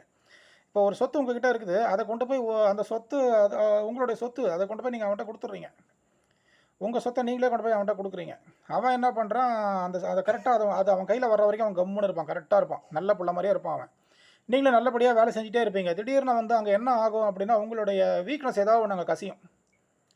வீக்னஸ் சேஃபா ஒரு பொண்ணு வச்சுக்கோங்களேன். அந்த பொண்ணு என்ன பண்ணுது, வேலைக்கு வருது, எல்லாம் பண்ணுது. திடீர்னு என்ன ஆகுது, அதுக்கும் அதோட கணவருக்கும் சண்டை வருது. அது கணவர விட்டு பிரிஞ்சு தனியா வருது வைங்களேன். அப்போ அந்த அந்த ரகசியம் வந்து அந்த பொண்ணு போய் என்ன பண்ணும், சும்மா இருக்காது. ஆஃபீஸ்ல போய் யார்ட்டயாச்சும் உளறி வைக்கும். அது அப்படியே அந்த அந்த பொண்ணோட விஷயம் அப்படியே அந்த மேனேஜர் கிட்ட போகும். அப்போ மேனேஜருக்கு தெரிஞ்சு போச்சு. இப்போ அந்த பொண்ணு வந்து கணவர் கூட சண்டை போட்டு தன்னந்தனியா வந்து நிக்குது. இப்போ அந்த கணவருக்கு இப்போ அந்த பொண்ணுக்கு யாரும் கிடையாதுன்ற அந்த மேனேஜருக்கு தெரிய வரும்போது, அந்த மேனேஜர் வந்து என்ன பண்ணுவாரு, இப்பதான் கேம் ஆடுவாரு. ஓகே. இப்ப இந்த பொண்ணுக்கு வந்து கணவர் கிடையாது. இப்ப நம்ம நம்ம வைக்கிறது தான் சட்டம். இந்த பொண்ணுடைய ஒரிஜினல் சர்டிஃபிகேட்டு கம்பெனில குடுத்தாச்சு. இனிமே இது பொண்ணு நம்ம கையிலன்னு சொல்லிட்டு அவன் என்ன பண்ணுவான், நல்ல வேலை வாங்குவான். இல்லாத வேலையெல்லாம் வாங்குவான். தேவையில்லாத அந்த பொண்ணோட தகுதிக்கும் அதுக்கும் வேலைக்கும் சம்மந்தமே இருக்காது. அந்த பொண்ணு வந்து என்ன பண்ணும், இப்ப வக்கீல்ட்ட வந்து சார் இந்த மாரி பண்றாங்க சார். நான் என்ன சார் பண்றது? என்ன பண்ண முடியும்? உன்ன யார் உன்னுடைய பர்சனல் விஷயத்தெல்லாம் கொண்டு போய் ஆஃபீஸ்ல சொல்ல சொன்னது? ம். எப்போ உன்னோட டாக்குமெண்ட்ட கொண்டு போய் அவங்ககிட்ட குடுத்துட்டியோ, அப்பவே நீ அடிமை மாரி தான். கரெக்ட்டா இல்லையா? இது வந்து அது ஒரு அடிமை சாசனம் மாரி தான் அது. கரெக்ட்டா இல்லையா? நீ உன்னோட உன்னோட பர்சனல் விஷயத்த நீ கொண்டு போய் அங்க சொன்னது தப்பு. பொண்ணா இருந்தா இந்த விஷயம் விஷயம் சொல்லக்கூடாது. எதையுமே வெளிய சொல்லக்கூடாது. ஆஃபீஸ்ல சொல்லவே கூடாது. உங்கள் சத்துருக்கள் உங்கள் சொந்த வீட்டாரேன்னு ஆண்டவரே பைபிள்ல சொல்றார். Your enemies are your own household. நமக்கு தப்பு பண்றவன், நமக்கு நமக்கு அநியாயம் பண்றவன், நமக்கு துரோகம் பண்றவன் வேற எங்கேயுமே இல்ல. பக்கத்துல தான் இருக்கான். நம்ம பக்கத்துல தான் உட்கார்ந்திருப்பான். கரெக்ட்டுங்களா? ஏன்னா ஜீசஸ காட்டிக் குடுத்தது யாரு? ஜூடாஸ் இஸ்காரியட் அந்த யூதாஸ் காரியோத்துன்ற ஒருத்தர் தான் வந்து அந்த ஜீசஸ காட்டிக் குடுக்குறாரு. யார் அவரு? கூடவே இருந்தவர் தான். கூட இருக்கிறவன் தானே பள்ள நோண்டுறான். கரெக்ட்டுங்களா? உங்களுக்கு அநியாயம் பண்றவன், உங்களுக்கு உங்களுக்கு அயோக்கியத்தனம் பண்றவன், நீங்க கஷ்டப்படணும்னு நினைக்கிறவன் உங்க கூடவே தான் உட்கார்ந்திருப்பான். உங்க கூட விஷயத்த போய் கேட்டுட்டு, அத ஊரெல்லாம் போய் பரப்பிட்டு அது உங்க மேனேஜருக்கு போகும். இப்ப ஆம்பள பையனா பாருங்க, இப்ப அந்த அந்த பையன் என்ன பண்ணுவான்னா, டிகிரி சர்டிஃபிகேட்ட கொண்டு போய் குடுத்ததுக்கப்புறம், அவன் டிகிரி சர்டிஃபிகேட்ட குடுத்துட்டான். இனிமே அவன் நமக்கு அடிமை. அதனால வந்து அவன நம்ம என்ன வேணா வேலை வாங்கலாம்னு சொல்லிட்டு அந்த மேனேஜர் அவன போட்டு ஏறுன்னு ஏறுவாரு. அவனால வெளிய போகவும் முடியாது, உள்ளேயும் வர முடியாது. அந்த மாரி ஒரு சூழ்நிலையில அவன் மாட்டிட்டார். ஆனா, இதெல்லாம் கொண்டு போய் அவருடைய எம்டி கிட்ட போய் சொன்னாக்கா, எம்டி ரொம்ப நல்லவரா இருப்பாரு. "அப்பா எனக்கு இதெல்லாம் தெரியாது. நான் எல்லா பொறுப்பையும் அட்மின் மேனேஜர் கிட்டயும், ஹெச்ஆர் மேனேஜர் கிட்டயும், அக்கவுண்ட்ஸ் மேனேஜர் கிட்டயும், ஃபினான்ஸ் மேனேஜர் கிட்டயும், சேல்ஸ் மார்க்கெட்டிங் ஹெட் கிட்டயும் நான் ஒப்படைச்சிருக்கேன். நீ எதுவா இருந்தாலும் அங்க போய் பேசுன்னுவாரு." "ஐயா, தப்பு பண்றவங்களே அவங்க தான் ஐயா. எனக்கு வேலைய விட்டு போறேன்னா அதுவும் முடியாதுன்னுவாங்க. நீ இப்ப வேலையெல்லாம் விட்டு போக்கூடாது. உனக்கு ஞாபகம் இருக்குல்ல? நீ 2 வருஷம் இங்க வேலை செஞ்சு தான் ஆகணும். அக்ரீமெண்ட் இல்லன்னா உன் மேல கேஸ போடுவேன்னு அவங்க பயமுறுத்துவாங்க." கேஸ போடுவேன்னு பயமுறுத்துறவங்கலாம் கேஸ் போட மாட்டாங்க. கம்பெனிக்கு வேலை இல்லையா? நான் கம்பெனி எத்தனையோ கோடி டர்ன் ஓவர் பண்றாங்க. அத்தனை பேர வச்சு வேலை வாங்குறவங்க உங்க மேல கேஸ் போட்டு உட்காந்துட்டு இருப்பாங்களா? அத நீங்க யோசிக்கணும். சரிங்களா? உங்களுடைய சர்டிஃபிகேட்ட எந்த உங்க certificate it is your property but it is not a transferable property. சரிங்களா? உங்களுக்கு 40 வயசு ஆச்சுன்னா, அப்பதான் நீங்க சொத்து சேர்க்கலாம் ஆரம்பிப்பீங்க. சொத்து சேர்க்கறதுக்கு முக்கியமான விஷயமே வந்து உங்க படிப்பு சர்டிஃபிகேட் தான். அத கொண்டு போய் எங்கேயோ அடமானம் வச்சுட்டீங்க அப்படின்னா, எப்படி ரிட்டர்ன் வாங்குவீங்க? சார் எங்களுக்கு எல்லாம் தெரியும் சார். நாங்க அழகா போவோம் யூனிவர்சிட்டியில போயிட்டு நாங்க ஜெராக்ஸ்லாம் வச்சிருக்கோம். யூனிவர்சிட்டியில போயிட்டு டூப்ளிகேட் காப்பி வாங்கிக்குவோம். தாராளமா வாங்கிக்கோங்க. ஏன் வக்கீல்ட்ட வரீங்க? இந்த ஐடியா தெரிஞ்சவங்க ஏன் வக்கீல்ட்ட வரீங்க? வக்கீல்ட்ட போனா ஏதாவது ஒரு ஹெல்ப் பண்ணுவாரு, சகாயம் பண்ணுவாருன்னு தானே வக்கீல்ட்ட வரீங்க. ம். பாஸ்போர்ட்ட கொண்டு போய் இன்னொரு கம்பெனியில குடுக்கறதுன்றதே தப்பு. அது அஃபென்ஸ். சரிங்களா? ஏன்னா இது ஹைகோர்ட்டே சொல்லியிருக்குது. உங்களுடைய உங்களுடைய ஹைகோர்ட்டே சொல்லுதே. அந்த ஹைகோர்ட்ல வந்து கிரிமினல் ஓபி நம்பர் 9920 ஆஃப் 2012 அந்த கிரிமினல் ஓபி நம்பர் 9920 ஆஃப் 2012 இதில் ஹைகோர்ட்டே சொல்லுது ஒரு பையனுடைய படிப்பு சொத்துன்றதே அவனுடைய படிப்பு சர்டிஃபிகேட் தான். அதை கொண்டு போய் அடமானம் வைக்கக்கூடாது. எந்த கம்பெனியும் அதை அப்படி வாங்கவும் கூடாது. அப்படி வாங்கினாலும் அது தப்பு அப்படின்னு ஹைகோர்ட்டும் சொல்லுது. சட்டம் என்ன சொல்லுது? ஐபிசி 405 வந்து இது போல வந்து குற்றமுறு நம்பிக்கை மோசடி உங்ககிட்ட ஒரு ஒரு ஒரு பொருளை கொடுக்குறாங்க. அந்த பொருளை நீங்கள் வச்சுக்கிட்டு அதை வந்து நம்பிக்கை துரோகம் பண்ணுறீங்க அவனுக்கு. சரிங்களா? உடனே நீங்க என்ன பண்ணுவீங்க? சார் ஐபிசியே சொல்லிடுச்சு சார். இந்தியன் பீனல் கோடே சொல்லிடுச்சு. குற்றமுறு நம்பிக்கை மோசடி பிரிவு 405 இதன் கீழ வழக்கு தொடரலாம் சார்னா வழக்கு தொடரலாம். ஆதாரம் இருக்குதா உங்ககிட்ட? ஆதாரம் இருக்கா? ம். சார் போலீஸ்ல கம்ப்ளைண்ட் குடுத்துறலாம்னு சொல்றாங்க சார். போலீஸ்ல கம்ப்ளைண்ட் குடுத்துறலாம். போலீஸ் எடுப்பான்னு நீங்க நினைக்கிறீங்களா? போலீஸ் எடுப்பாங்களா? ம். போலீஸ் என்ன சொல்லுவாங்க? ராஜா இது வந்து சிவில் டிஸ்பியூட் என்ன? அவனுக்கு தெரியும் அது. போலீஸ்காரங்களுக்கு தெரியும் அது கிரிமினல் பிரீச் ஆஃப் ட்ரஸ்ட்ன்ட்டு போலீஸ்காரங்களுக்கே தெரியும். போலீஸ்காரங்களுக்கு தெரியாத சட்டமா? ஐபிசியா? ம். அவங்க என்ன பண்ணுவாங்க? நீ தகுந்த நீதிமன்றம் சென்று சிவில் வழக்கு தொடர்ந்து கொள் அப்படின்னு சொல்லிட்டு ஹைகோர்ட்டே சொல்லியிருக்குது. அதனால அதை நீ ஃபாலோ பண்ணுன்னு சொல்லிட்டு உங்களை பேசி அனுப்பிச்சு விடுவாங்க போலீஸ் ஸ்டேஷன்ல. ஏன்னா இது நீங்க உங்களுடைய டாக்குமெண்ட்டை நீங்க அவங்ககிட்ட இருந்து வாங்கணும் அப்படின்னா, நீங்க சிவில் கோர்ட்ல போயிட்டு நீங்க கேஸ ஃபைல் பண்ணி, அவங்ககிட்ட நீங்கள் டாக்குமெண்ட் ரிட்டர்ன் வாங்கணும். இந்த கேஸ் முடியறதுக்கு 1.5 வருஷமோ 1 வருஷமோ 2 வருஷமோ ஆகும். அது வரைக்கும் என்ன பண்ணுவீங்க? யோசிச்சு பார்த்தீங்களா? எதுவும் யோசிக்கிறதெல்லாம் கிடையாது. நாங்கள் அப்படியே போய் குழியில விழுவோம் சார். விழுந்ததுக்கப்புறம் யாரையாச்சும் ஐயா ராமா கோவிந்தான்னு கத்துவோம். யாராவது ஒருத்தர் எங்களை காப்பாற்றுவாங்க. நாங்கள் அவனுக்கு நன்றி சொல்லிட்டு ஃபீஸ் கொடுக்காம போயிட்டே இருப்போம் சார். அதுதான் எங்களுடைய ஹேபிட்டு. இது வேலைக்கு ஆகாது. சாதாரண வேலைகள், இந்த security supervisor, housekeeping supervisor, security manager, housekeeping manager, இந்த admin manager, HR manager, accounts manager, receptionist, telephone operator, back office executive, front office executive, இந்த மாதிரி பல அக்கௌண்ட்ஸ் எக்ஸிக்யூட்டிவ், இந்த மாதிரி வேலைகள் எல்லாமே வந்து பார்த்தீங்க அப்படின்னா, இந்த மாதிரி வேலைக்கெல்லாம் வந்து படிப்பு சர்டிஃபிகேட்டை வாங்கிக்கிட்டு தான் வேலை கொடுக்கணும் அப்படின்லாம் எந்த ஒரு அவசியமும் கிடையாது. இந்த மாதிரி இப்போ நீங்கள் ஒரு நான் பிகாம் தான் படிச்சிருக்கேன், நான் ஹெச்ஆர் தான் படிச்சிருக்கிறேன், நான் ராக்கெட் சயின்ஸ் படிக்கலை, நான் பிஇ பிடெக் எம்இ எம்டெக் படிக்கலை, எனக்கு வந்து அவ்வளோ பெரிய வேலைலாம் கிடைக்காது, சாதாரண வேலை தான் எனக்கு கிடைக்கும். ஆனால் வந்து இதுக்கு நான் வந்து என்னுடைய படிப்பு சர்டிஃபிகேட்டை கொடுக்கணுமானா தேவை கிடையாது. படிப்பு சர்டிஃபிகேட்லாம் கொடுக்க வேண்டிய அவசியம் கிடையாது. கொடுத்துனீங்கன்னா நீங்கள் மாட்டிக்கிட்டீங்க. நான் என்றைக்குமே வந்து பார்த்தீங்கன்னா நம்ம எம்ப்ளாயீஸுக்கு தான் நான் சப்போர்ட் பண்ணுவேன், உழைக்கிற வர்க்கத்துக்கு தான் நான் சப்போர்ட் பண்ணுவேன், இல்லைன்னு சொல்ல. ஆனால் உழைக்கிற வர்க்கமும் எம்ப்ளாயீஸும் வந்து you should come to the வக்கீல் ஆஃபீஸு வித் க்ளீன் ஹேண்ட்ஸு. நீங்கள் தப்பு பண்ணிவிட்டு வந்து என்ன சொல்கிறது, வந்து மாட்டிகிட்டு வந்து நின்னீங்கன்னா ஒன்றும் பண்ணுறதுக்கு இல்லை. கொஞ்சம் சுதாரிப்பாக இருக்கணும். இல்லை இந்த டாக்குமெண்ட்ஸை கொடுக்கறதுக்கு முன்னாடி, இன்னொருத்தருடைய கஸ்டடியில் கொடுக்கறதுக்கு முன்னாடி வக்கீல்ஸுக்கிட்ட வந்து நீங்கள் என்ன கேட்கணும்னா அட்வைஸ் கேட்கணும். என்ன பண்ணணும்னு கேளுங்க. வக்கீல்கிட்ட உட்காருங்க, ஒரு 1000 ஃபீஸை கொடுங்க வக்கீல்கிட்ட. வக்கீல் என்ன பண்ணணும்னு சொல்லுவார், கெட்டது சொல்ல போகிறது கிடையாது. சரிங்களா? பெரிய பெரிய வேலைகள் அவங்க பண்ணுறாங்க. நான் அபுதாபி போகிறேன். இப்போ நேற்று ஒரு கேஸ் ஒன்று வந்துச்சு. நேற்று ஒரு கேஸ் வந்து என்ன ஆயிருக்குன்னா, இவர் ஒரு கம்பெனியில் வேலை பார்த்துருக்கிறாரு. அந்த கம்பெனி வந்து அவர் ஆன் சைட்டுக்கு அனுப்பிச்சிருக்குது. அவர் போய் அங்கே துபாய் அந்த ஏதோ ஒரு ஃபாரின் சவுதி கண்ட்ரியில் போய் வேலை பார்த்துருக்கிறாரு. ஒரு 4 மாதம் சம்பளம் பாக்கி கொடுக்கல. இப்போ அவன் வெளியே அனுப்பிச்சிட்டான். இப்போ அந்த கம்பெனிக்கிட்ட இவர் வந்து ரெக்கவரி பண்ண போகிறார். அந்த சம்பளத்தை கிட்டத்தட்ட ஒரு 12 லட்ச ரூபா 13 லட்ச ரூபா சம்பளம் பெண்டிங் நிற்கிது அவருக்கு. ஒரு மாதத்துக்கு 2 லட்ச ரூபா சம்பளம் வாங்கிக்கலாம், 6 மாதம் சம்பளம் பாக்கி. இப்போ இந்த கேஸை நடத்தி ரெக்கவரி போட்டு சிவில் சூட்டுக்கு கோர்ட்டில் கேஸ் ஃபைல் பண்ணி இது முடியறதுக்கு 2 வருஷம் ஆகும். அவரும் கல்யாணமாகி ஒரு 40 வயசு ஆனவர் அவரும். சரிங்களா? ஆனால் எதுக்கு இதை சொல்கிறேன் அப்படின்னா, உங்களோட படிப்பு சர்டிஃபிகேட்டுன்றது உங்களுடைய சொத்து. உங்கள் படிப்பு சர்டிஃபிகேட்டை யாருக்கிட்டையும் டாக்குமெண்ட்டை கொடுத்துடாதீங்க. அவன் ஒரு அக்ரிமெண்ட்டு போடுவான், கேட்பான், அந்த அக்ரிமெண்ட்டில் சைன் பண்ணிடாதீங்க. அப்படிப்பட்ட வேலை தேவையில்லை. அவங்க தம்பி நான் உனக்கு வேலை கொடுக்குறேன், இது பெரிய கம்பெனி, இந்த பெரிய கம்பெனியில் நீ பெரிய லெவலுக்கு வரலாம், நிறைய 500 கோடி 1000 கோடி நீ சம்பாதிக்கலாம், ஓகேவா? பெரிய அமெரிக்காலையும் அட்லாண்டாலையும் நீ வீடு வாங்கலான்னா ஐயா தேவையில்லை, எனக்கு அம்மா உணவகம் இருக்குது. மெட்ராஸ் சிட்டியில் நிறைய அம்மா உணவகங்கள் இருக்குது. அங்கே காலைல 10 இட்லி சாப்பிட்டாலே 10 ரூபா தான் ஆகும், வயிறு ரொம்பிடும். மத்தியானம் 2 சாம்பார் சாதம் சாப்பிட்டாலும் 10 ரூபா தான் ஆகும், வயிறு ரொம்பிடும். நைட்டு நான் புளி சாதமோ ஏதாவது சாப்பிட்டுக்கிறேன் அம்மா உணவகத்தில், எனக்கு ஒரு நாளைக்கு 30 ரூபா தான் செலவு, ஓகேங்களா? என்னால் என்னுடைய படிப்பு சர்டிஃபிகேட் உங்ககிட்ட கொடுத்துட்டு நான் உங்களுக்கு அடிமையாக இருக்க வேண்டிய அவசியம் கிடையாது. அப்புறம் அந்த அடிமை சாசனம் ஒன்று எழுதி கொடுப்பீங்க பார்த்தீங்களா, அக்ரிமெண்ட்டுன்னு ஒன்று. அந்த அக்ரிமெண்ட்டை, ஏன்னா அது அடிமை சாசனமே கிடையாது. அந்த அக்ரிமெண்ட்டை நீங்கள் எழுதி கொடுத்ததுக்கப்புறம் அவன் என்ன பண்ணுறான், இவன் நம்மக்கிட்ட மாட்டிட்டான், இனிமேல் நம்ம வந்து இவனை நம்ம வைக்கிறது தான் சட்டம், நம்ம என்ன வேணால் பண்ணலான்னு அங்கே குற்றமுறை உள்நோக்கத்தோட சில குள்ளநரிகள் வந்து அந்த போஸ்டிங்கில் உட்காந்துருக்கோம், மேனேஜர் போஸ்டிங்கில். அது வந்து என்ன பண்ணும் அப்படின்னா அவங்கள வந்து போட்டு மிதிக்கும். அப்போ தான் உங்களுக்கு வந்து என்ன ஆகும், நம்மளை இப்படி மிதிக்கிறானே நம்ம வேலையை விட்டு போயிடலாம் நீங்கள் நினைக்கும் போது வேலையை விட்டு போக முடியாது. ஏன்னா அவங்க சர்டிஃபிகேட் தான் அவங்ககிட்ட இருக்குது. இப்போ தெரியுதுங்களா? 500 கோடி 1000 கோடி போட்டு கம்பெனி நடத்துகிற எல்லா கம்பெனி முதலாளிகளும் ஜென்யூனாக இருப்பாங்க. ஏன் அப்படின்னா அவன் 500 கோடி போடுறதே 10,000 கோடி எடுக்கணுன்றது ப்ராஃபிட் பார்க்குறதுக்கு தான். அவங்ககிட்ட காசு தாங்க இருக்குது, அவங்களுக்கு கம்பெனி ரன் பண்ண தெரியும், பிஸ்னஸ் பண்ண தெரியும், 1 ரூபா போட்டு 2 ரூபா எடுக்க தெரியும். ஆனால் அவங்களுக்கு யார் தேவை? எம்ப்ளாயிஸாக இருக்கிற நீங்கள் தேவை, ஓகேங்களா? ஸோ உங்ககிட்ட அவங்க ரொம்ப எம்ப்ளாயிஸுக்கு எல்லாம் செய்யுங்க, அவங்களுக்கு பிஎஃப் கிராஜுவிட்டி எல்லாம் போனஸ் எல்லாத்தையும் கொடுங்க, அவங்களை நல்லபடியாக பார்த்துக்கங்கன்னு அந்த கம்பெனி முதலாளி அந்த மேனேஜர் கிட்ட சொல்லுவாங்க. ஆனால் மேனேஜர்ஸ் நல்லவங்களா? நீங்கள் நாளைக்கு மேனேஜர் ஆனால் எப்படி இருப்பீங்க சொல்லுங்கள், யோசிச்சு பாருங்கள். நான் கூஜா தூக்கி ஜல்ரா போட்டு சொம்படிச்சு காலை கழுவி தண்ணி குடிச்சு தான் அந்த போஸ்டிங்க்கு வந்தேன். அதனால் நான் இப்போ போஸ்டிங்க்கு வந்துட்டேன், நீ அதே மாதிரி செய்யணும் எதிர்பார்ப்போமா இல்லையா? நான் வந்து ஜல்ரா போட்டேன், கூஜா தூக்கினேன், சொம்படித்தேன், காலை கழுவி தண்ணி குடித்தேன், எல்லா விதமான காக்கா பிடிக்கிற வேலை எல்லாத்தையும் நான் செஞ்சேன். இப்போ நான் அப்படி செஞ்சு தான் இவ்வளோ வருஷம் கழிச்சு நான் அந்த போஸ்டிங்க்கு வந்திருக்கிறேன். இனிமேல் இந்த போஸ்டிங்கை கையை விட்டு போகக்கூடாது. அதனால் வந்து என்ன சொல்கிறது, இப்போ நான் அந்த போஸ்டிங்க்கு நான் வந்துட்டேன். இப்போ நான் வைக்கிறது தான் சட்டம், நான் சொல்கிறது தான் கம்பெனி முதலாளி கேட்க போகிறாரு. அப்படி இருக்கும்போது இவ்வளோ வருஷம் நான் இந்த மாதிரி காக்கா பிடிச்சி கூச்சா தூக்கி சொம்படிச்சு ஜல்ரா போட்டு வந்தேன் இல்லையா? நான் எவ்வளோ கஷ்டப்பட்டு வந்தேன். அதே மாதிரி நீ வா அப்படின்னு தான் உங்கள் மேலே இருக்கிற பாஸ் உங்களை அப்படி பண்ணால் நீங்கள் என்ன பண்ணுவீங்க? வேலையை விட்டு வெளியே போகணுன்னு நினைப்பீங்க. முடியாது, ஏன்னா உங்கள் சர்டிஃபிகேட் தான் அவங்ககிட்ட இருக்கேன். என்ன பண்ணுவீங்க? சட்டப்படி தான் நீங்கள் ஆக்ஷன் எடுத்தாகணும். சரி, சட்டப்படியாகவே ஆக்ஷன் எடுக்கணும்னு வைங்க. சட்டப்படியாக ஆக்ஷன் எடுக்கணும் என்ன பண்ணுவீங்க? போலீஸ் ஸ்டேஷன் போவீங்களா? கம்ப்ளைண்ட் கொடுப்பீங்களா? போலீஸ்காரங்க தான் சொல்கிறாங்களே, நீ வந்து சிவில் வழக்கு நீதிமன்றத்துக்கு போய் சிவில் வழக்கு போட்டு டாக்குமெண்ட் வாங்கிக்கோன்னு போலீஸ்காரங்க உங்களை அனுப்பிச்சி விடுவாங்க. தமிழ்நாடு போலீஸ் வெப்சைட்டில் ஆன்லைனில் கம்ப்ளைண்ட் போடுவீங்களா? எத்தனையோ கம்ப்ளைண்ட்டில் இது ஒரு கம்ப்ளைண்ட்டு. போலீஸ்காரங்க okay we will see to it அப்படின்னுவாங்க.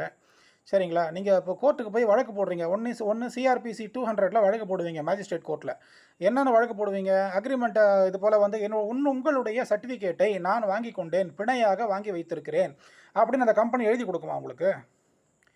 இன்னார் இவரோட பேர் பிரபு ரமேஷ், இவர் இந்த டேட்டில் இந்த டைமில் இந்த கம்பெனியில் நாங்கள் வேலைக்கு சேர்க்குறோம், இவருக்கு இவ்வளோ சம்பளம் கொடுக்குறோம் அப்படின்னு அவங்க உங்களுக்கு அப்பாயின்மெண்ட் ஆர்டர், ஆஃபர் லெட்டர் அதெல்லாம் கொடுத்துட்றாங்க வைங்க. இதுக்கு பகரமாக, இதற்கு பிணையாக இவருடைய சர்டிஃபிகேட்டை நாங்கள் வாங்கி வைத்திருக்கிறோம் அப்படின்னு சொல்லிட்டு அவன் கையெழுத்து போட்டு உங்ககிட்ட ஒரு காப்பி கொடுப்பான். நீங்கள் நினைக்கிறீங்களா? அந்த காப்பி தானங்க ஆதாரம். இன்னாரை வேலைக்கு சேர்த்துருக்கோம், இன்னாருக்கு இவ்வளோ சம்பளம் கொடுக்குறோம், இன்னாருக்கு வந்து நாங்கள் இவரை வந்து எங்கள் கம்பெனியில் 2 வருஷம் வேலை செய்யணும், 2 வருஷம் ஒரு திடீர்னு வேலையை விட்டு போகக்கூடாது, அப்ஸ்காண்ட் ஆகக்கூடாது. அப்படி இவர் போனாருன்னா 3 மாதத்துக்கு முன்னாடியே எங்களுக்கு தெரியப்படுத்தணும். அப்படி 3 மாதத்துக்கு முன்னாடி தெரியப்படுத்தாமல் டக்குன்னு போயிட்டாரு அப்படின்னா அவரோட சம்பளம் திருப்பி தரப்பட மாட்டாது. சம்பளத்தை நாங்கள் பிடித்து வைத்துக் கொள்ளுவோம். இவர் 3 மாதம் நோட்டீஸ் கொடுக்காத காரணத்தால் நாங்கள் வந்து என்ன பண்ணுவோம், இவர் எங்களுக்கு 3 மாதம் காசை எங்களுக்கு கொடுக்கணும், எங்களுக்கு கம்பெனிக்கு லாஸ் ஆகுது, அதனால் அதையெல்லாம் கொடுத்துட்டு இவரோட சர்டிஃபிகேட் இவர் வாங்கிக்கிறதா எங்களுக்கு எந்த ஆட்சேபனையும் இல்லை. இவரோட சர்டிஃபிகேட்டை நாங்கள் தான் வச்சிருக்கிறோம், பிணையாக வாங்கி வச்சிருக்கிறோம், இவரோட பாஸ்போர்ட்டையும் நாங்கள் தான் வச்சிருக்கிறோன்னு அவர் எழுதி கையெழுத்து போட்டு கொடுப்பாங்களா அந்த கம்பெனிக்காரங்க? அப்படி அந்த கம்பெனிக்காரன் எழுதி கொடுத்தா அதுதான் ஆதாரம். அதை கொண்டு போய் நீங்கள் கோர்ட்டில் சப்மிட் பண்ணலாம். அந்த ஆதாரத்தை கொடுக்குற அளவுக்கு கம்பெனிக்காரன் கேனையனா? அதை யோசிக்க மாட்டீங்க. கோர்ட்டுக்கு வந்தால் எல்லாம் ஆதாரம் தான், எவிடன்ஸ் தான் அங்கே பேசும். கரெக்டுங்களா? நீங்கள் அங்கே கோர்ட்டில் வைக்கிறது வெறும் குற்றச்சாட்டு தான். அதுக்கு எவிடன்ஸ் என்ன வச்சுருக்கீங்க? எவிடன்ஸே கிடையாது. அப்புறம் கோர்ட்டில் கேஸ் என்ன ஆகும்? டிஸ்மிஸ் ஆகும். என்ன ஆகும்? டிஸ்மிஸ் தான் ஆகும். ஏன்னா என்ன ஆகும்? போதிய சாட்சிகள் இல்லை, போதிய பேப்பர் எவிடன்ஸ் இல்லைன்னு சொல்லிட்டு கேஸ் டிஸ்மிஸ் ஆகும். ஆனால் அது டிஸ்மிஸ் கூட ஆகாது. ஃபஸ்ட்டு கோர்ட்டில் கேஸ் நம்பர் ஆகிட்டு அதுக்குள்ளேயே மீடியேஷனில் போய் உங்கள் கேஸை முடிச்சுக்குவீங்க. நீங்கள் மீடியேஷனில் வா அப்படின்னு சொல்லிட்டு ஆல்டர்னேட் டிஸ்பியூட் ரெசல்யூஷனை மீடியேஷனில் போய் முடிச்சிக்கலாம்னு சொல்லிட்டு முடிச்சுக்குவீங்க. அந்த கம்பெனிக்காரனும் சரி ஓகே பரவாயில்ல போனால் போதுன்னு சொல்லிட்டு இந்த பையனுடைய சர்டிஃபிகேட் நம்ம இவ்வளோ நாள் வச்சுட்டோம், இவ்வளோ நாள் வச்சுக்கிட்டு இந்த பையனை நம்ம இழுத்து அடித்தோம், பரவாயில்ல இதுவே அந்த பையனுக்கு தக்க தண்டனை, இனிமேல் இந்த மாதிரி எந்த கம்பெனிலையும் பண்ண மாட்டான்னு சொல்லிட்டு அவன் என்ன பண்ணுவான், கேஸை ஒரு வருஷம் இழுத்து அடிச்சுட்டு இந்த டாக்குமெண்ட் உங்கள்கிட்ட கொடுத்து விட்ருவான். அந்த அப்போ தான் உங்களுக்கு உயிரே வரும். அப்போ உங்கள் உயிர் எது? உங்கள் படிப்பு சர்டிஃபிகேட் தான் உங்களோட உயிர், அதான் உங்கள் சொத்து எல்லாமே. அதை கொண்டு போய் அங்கே கொடுக்குறேன்றீங்க, கொடுத்துட்டீங்க, எப்படி ரிட்டர்ன் வாங்குவீங்க? எவ்வளோ கஷ்டம் கொஞ்சம் யோசிச்சு பாருங்கள். அதனால் இன்னும் யாராச்சும் அது எந்த வேலையாக வேணா இருக்கட்டுமே, அதை என்ன சொல்கிறது, அப்துல் கலாம் அது பேர் என்ன, அந்த நாசா விண்வெளி நிலையம், அங்கே ராக்கெட்டில் வேலை செய்யணும் தம்பி அப்படின்னா அந்த கவுண்டமணி காமெடி தான். கரெக்டுங்களா? கடலில் நின்றுடும், அப்புறம் நடுவில் இறங்கி தள்ளணும் பாருங்கள், கப்பல் நின்றுடும், நடுவில் தள்ளணுன்ற மாதிரி. ஐயா எனக்கு அவ்வளோ பெரிய வேலையெல்லாம் தேவையே இல்லை, நான் பூமியில் வாழ்ந்தால் போதும், நான் வானத்தில் பறக்க வேண்டிய அவசியமே எனக்கு கிடையாது, என் படிப்பு சர்டிஃபிகேட்டையும் உங்ககிட்ட நான் தரமாட்டேன், உங்ககிட்ட நான் அடிமையாகவும் நிற்க மாட்டேன், எனக்கு அம்மா உணவகத்தில் நான் சாப்பிட்டு உயிர் வாழ்ந்துக்கிறேன், 3 வேளை சாப்பிட்டு உயிர் வாழ்ந்துக்கிறேன், எனக்கு அது போதும், கடவுள் நினச்சா நான் முன்னேறிக்கிறேன்னு சொல்லிட்டு சர்டிஃபிகேட்டும் கொடுக்க மாட்டேன், எனக்கு வேலையும் தேவையில்லைன்னு சொல்லிட்டு வந்துடணும். டாக்குமெண்ட்டை கொடுத்துட்டிங்கன்னா மாட்டிக்கிட்டீங்க, முடிஞ்சு போச்சு. அந்த கம்பெனிக்காரங்களுக்கு நான் எதிராக பேசலை, அவங்க சேஃப்டியை பார்க்குற மாதிரி நீங்கள் உங்கள் சேஃப்டியை பார்க்கணுமா இல்லையா? கம்பெனிக்காரனை குறை சொல்லவே சொல்லாதீங்க. நம்ம சைடில் தப்பு, நம்ம எதையும் பார்க்காம கொள்ளாமல் ஆராய்ச்சி பண்ணாமல் கொள்ளாமல் போய் மாட்டிக்கிறோம் பார்த்தீங்களா? அதுதான் உங்களுடைய அறியாமை அவனுடைய பலம், உங்களுடைய இக்னோரன்ஸ் இஸ் பவர். சரிங்களா? இதுதான் மேட்டர். அதே சமயத்தில் என் சர்டிஃபிகேட் அவங்க எடுத்து வச்சுக்கிட்டாங்கன்னு போய் போலீஸில் கம்ப்ளைண்ட் கொடுக்குறது அபத்தமான ஒரு விஷயம். சரிங்களா? இதுக்கு நீங்கள் வந்து பார்த்தீங்கன்னா ஒன்று சிஆர்பிசி 200ல் மேஜிஸ்ட்ரேட் கோர்ட்டில் நீங்கள் கேஸ் ஃபைல் பண்ணணும். உங்ககிட்ட ஆதாரம் பர்ஃபெக்டாக இருந்துச்சுன்னா, ரிட்டர்ன் டாக்குமெண்ட்ரி எவிடன்ஸ் இருந்துச்சுன்னா நீங்கள் கோர்ட்டில் கேஸ் ஃபைல் பண்ணலாம். இல்லை சிவில் வழக்கில் சிவில் கோர்ட்டில் கேஸ் ஃபைல் பண்ணலாம். சரிங்களா? அப்போ கூட ஜட்ஜ்மெண்ட்லாம் அந்தளவுக்கு வராது, அதுக்குள்ளே சீக்கிரம் முடிஞ்சிடும். அதுக்கப்புறம் அவங்க மீடியேஷனில் வந்து உட்காருவாங்க. மீடியேஷனில் வந்து உட்கார்ந்த உடனே அவங்க உங்ககிட்ட ஏற்ற மாதிரி பேசுவாங்க. இந்த மாதிரிலாம் பண்ணாத தம்பி பார்த்துக்க அப்படின்னு எதிர்த்தரப்பு ஆள் வந்து பேசுவாங்க உங்ககிட்ட. நீங்கள் போய் அவன்கிட்ட கெஞ்சுவீங்க, ஐயா எனக்கு ரிலீவிங் லெட்டர் மட்டும் கொடுக்குறீங்களா அப்படின்னுவீங்க. ரிலீவிங் லெட்டர் பார்க்கலாம் அப்படின்வான். இதெல்லாம் தேவையில்லாத விஷயங்கள். அது மட்டும் இல்லாமல் அந்த கம்பெனி உங்களை இந்த அளவு போட்டு அவன் டார்ச்சர் பண்ணுவான். நீங்கள் அவனை ஏற்கனவே டார்ச்சர் பண்ணியிருப்பீங்க. ஒழுங்காக வேலைக்கு போக மாட்டீங்க, டைமுக்கு போக மாட்டீங்க, இஷ்டத்துக்கு போகிறது இஷ்டத்துக்கு வர்றது, அங்கே இருக்கிறவங்க குட்டையை குழப்பி விடுறது, அங்கே இருக்கிறவனோட மனசை கெடுத்து விடுறது, இந்த மாதிரி நீங்கள் பாதிக்கப்பட்டிருக்கீங்க இல்லையா? நீங்கள் பாதிக்கப்படும் போது இருக்கிறவனெல்லாம் போட்டு அங்கே மனசை குழப்பி அவனை அந்த கம்பெனிக்கு அகைன்ஸ்டாக திருப்பி இப்போ அந்த கம்பெனி பயப்படும், ஐயோ ஒருத்தன் இப்படி பண்ணால் அப்போ எல்லாரும் இப்படி பண்ணுவாங்களே, அப்போ இவனுக்கு தக்க பாடம் புகட்டினா அவங்க எல்லாரும் கம்முன்னு இருப்பாங்க. அப்போ அந்த கம்பெனி உங்கள் மேலே லீகல் ஆக்ஷன் எடுக்கும். உடனே அந்த கம்பெனி வந்து எங்களை போல அட்வொகேட் கன்சல்ட் பண்ணி ஒரு லீகல் நோட்டீஸ் அனுப்பும். லீகல் நோட்டீஸ் உங்களுக்கு வந்த உடனே நீங்கள் பயப்படுவீங்க. சரி, இதெல்லாம் தேவையே இல்லை. Simple concept. உங்களுடைய படிப்பு டாக்குமெண்ட்டு உங்களுடைய சொத்து, அதுதான் உங்களுடைய உயிர். உங்களுடைய பாஸ்போர்ட்டுங்கிறது அந்த உங்களோட சர்டிஃபிகேட்ன்றது உங்களுடைய ப்ராப்பர்ட்டி தான். பட் அது வந்து டிரான்ஸ்ஃபரபிள் ப்ராப்பர்ட்டி கிடையாது. உங்களுடைய பாஸ்போர்ட்டுங்கிறது கவர்மெண்ட்டுடைய சென்ட்ரல் கவர்மெண்ட் ஆஃப் இந்தியாவுக்கு சொந்தமானது, அது உங்களுக்கு சொந்தமானது கிடையாது. அதனால் உங்களுடைய பாஸ்போர்ட்டையும் கம்பெனியில் கொடுக்கக்கூடாது, ஒரிஜினல் சர்டிஃபிகேட்டையும் கொடுக்கக்கூடாது. அந்த அக்ரிமெண்ட்டும் சைன் பண்ணாதீங்க தயவு செஞ்சு. நான் அடுத்த 2 வருஷம் 3 வருஷம் வேலை செய்கிறேன்னு தான் நீங்கள் சைன் பண்ணுறீங்க. ஆனால் அங்கே இருக்கிறவங்க சரியில்லாமல் உங்களுடைய வீக் பாயிண்ட்டை தெரிஞ்சுக்கிட்டு உங்களை எங்கேயாச்சும் குத்தணும்னு நினச்சாங்கன்னா அந்த நேரத்தில் உங்களால் டக்குன்னு வெளியே ஓடி வர முடியாது. ஒரு பொண்ணு என்ன பண்ணுதுன்னா தன்னோட கணவர்கிட்ட சண்டை போட்டுடுச்சு. அது என்ன பண்ணுது, கணவர் என்கிட்ட உண்மையாக இல்லை, அதனால் நான் கணவர்கிட்ட சண்டை போட்டு நான் அம்மா வீட்டுக்கு போயிட்டேன். அம்மா வீட்டுக்கு போனோடனே அவங்க வீட்டில் இருந்தால் கணவர் அங்கே சோறு போடுவார். இப்போ அம்மா வீட்டில் நீ தான் உழைச்சி சாப்பிட்ணும். நீ உழைக்கிறதுக்கு ரெடி. உன்னுடைய டாக்குமெண்ட்டை இப்போ நீ என்ன ஆகுது, நீ ஒரு பிகாம் டிகிரி வரைக்கும் படிச்சிருக்கிற. ஒரு கம்பெனிக்கு வேலைக்கு போன உடனே அந்த கம்பெனிக்காரன் என்ன சொல்கிறான், உனக்கு வேலை கொடுக்குறாமா, ஆனால் சர்டிஃபிகேட்டை கொடுக்கணும். நீங்கள் சர்டிஃபிகேட்டை கொடுத்து அந்த பொண்ணு சர்டிஃபிகேட்டையும் கொடுக்குது. கொடுத்த உடனே என்ன ஆகிடுது, அந்த பொண்ணு வந்து கணவரை விட்டு பிரிஞ்சு இருக்குதுன்னு தெரிஞ்ச உடனே அந்த மேனேஜர் வந்து அந்த பொண்ணை என்ன பண்ணுறாரு, ஹெராஸ் பண்ணணும்னு நினைக்கிறாரு. இப்போ அந்த பொண்ணு என்ன பண்ணுச்சு, நீ என்னையா பெரிய ஆள், நான் போய் உழைச்சி சம்பாதிப்பேன், என்னாலையும் சம்பாதிக்க முடியும் அப்படின்னு தானே கணவர்கிட்ட சண்டை போட்டு இப்போ தனியாக வந்துச்சு.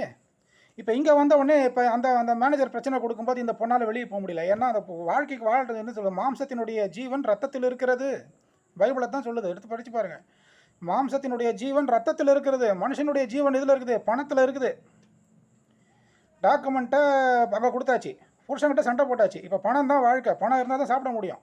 வேறு வேலைக்கு போடலான்னு பார்த்தா வேறு வேலைக்கு போக விட மாட்டேங்கிறாரு மேனேஜர், டார்ச்சர் பண்ணுறாரு. உன் டாக்குமெண்ட் என்கிட்ட இருக்குது, உன்னுடைய ஒரிஜினல் சர்டிஃபிகேட் என்கிட்ட இருக்குது, நீ என்ன பண்ணுவேன் நான் பார்க்குறேன். ஆஃப்டர் ஆல் நீ ஒரு பொண்ணு, உனக்கெல்லாம் அவ்வளோ திமிரான்னு அவர் பண்ணும்போது அப்போ அந்த பொண்ணு ஒன்று தள்ள கை வச்சுட்டு ஆட ஆரம்பிக்கும். எந்த வக்கீல் உங்களை காப்பாற்றுவார் சொல்லுங்கள்? அதனால் வக்கீல்கிட்ட வரும்போது ஆதாரத்தோடு வாங்க. நான் சொல்கிறது எதுவுமே வந்து விளையாட்டாவோ நையாண்டியாவோ நக்கலாவோ சொல்லலை. உங்களை திட்டணும், உங்களை வந்து டென்ஷன் பண்ணணும், உங்களை வந்து என்ன சொல்கிறது, உங்களை கோபத்தை ஏற்றி விடணும், உங்களை வந்து கிண்டல் பண்ணுன்ற எண்ணமெல்லாம் எனக்கு இல்லை. இப்படி போய் மாட்டிக்கிறீங்களே, இப்படி போய் மாட்டிக்கிட்டு வந்து நிற்கிறீங்களே, கரெக்டு தானே? எல்லா இடத்துலையும் எல்லா நேரத்துலையும் கிருஷ்ண பரமாத்மா வரமாட்டாருங்க. தர்மபுத்திரன் பண்ணது தப்புங்க. தர்மபுத்திரன் பண்ண தப்புக்கு திரௌபதிக்கு அங்கே தண்டனை. திரௌபதி கிருஷ்ணான்னு கையை தூக்கினவுடனே கிருஷ்ணர் உதவி பண்ணிட்டாரு. இது கலிகாலம். கடவுள் நொண்டிக்கிட்டு தான் வரும் உதவி பண்ணணும்னு நினச்சா. நீங்கள் கடவுளேன்னு கையை தூக்கின உடனே கடவுள் டக்குன்னு ஓடி வந்துடாது. கடவுள் நொண்டி, அதுவும் நல்லவனுக்கு கடவுள் உதவி பண்ணுறாருன்னா நொண்டி தான் வருவார் அவர். கரெக்டுங்களா? அதுவும் நீங்கள் நல்லவராக வேறு இருப்பீங்க, சூதுவாது தெரியாது. பைபிள் என்ன சொல்லுது, நன்மை செய்ய ஞானிகளாக இருங்கள், தீமை செய்ய பேதைகளாக இருங்கள். எப்படி? நன்மை செய்ய ஞானியாகவும் தீமை செய்ய பேதையாகவும் இருங்கள்னு பைபிள் உங்களுக்கு சொல்லிடுச்சு. அப்போ எனக்கு நன்மை மட்டும் தான் தெரியும் ஆண்டவரே, எனக்கு தீமையே தெரியாதுன்னா கஷ்டப்பட வேண்டியது தான். சொல்லுவாங்க கொஞ்சம் நல்லது கெட்டது தெரிஞ்சுக்கங்கன்னு சொல்லுவாங்க. நல்லது கெட்டது தெரிஞ்சுக்கன்னா என்ன அர்த்தம்? நல்லதையும் தெரிஞ்சுக்கோ, கெட்டதையும் தெரிஞ்சுக்கோ. நல்லது பண்ணுறது உனக்கு தெரியும், கெட்டதுன்றது உலகத்தில் அந்த ஒன்று சுற்றி இருக்கிற 4 பேர் பண்ணுவோம். ஓஹோ இப்படிலாம் கெட்டது பண்ணுறாங்களா, இப்படியும் பண்ணுறாங்க போல இருக்குது, ஓ இப்படிலாம் பண்ணுவாங்க, நம்ம கொஞ்சம் சுதாரிப்பாக இருக்கணும். அதை விட்டுட்டு டாக்குமெண்ட்டை இழந்துட்டு அதுக்கப்புறம் போய் நீ எஃப்ஐஆர் போடணும், போலீஸ்காரங்க எஃப்ஐஆர் போட மாட்டாங்க. குற்றம் ஒரு நம்பிக்கை மோசடி IPC 405 கவர் பண்ண முடியாது.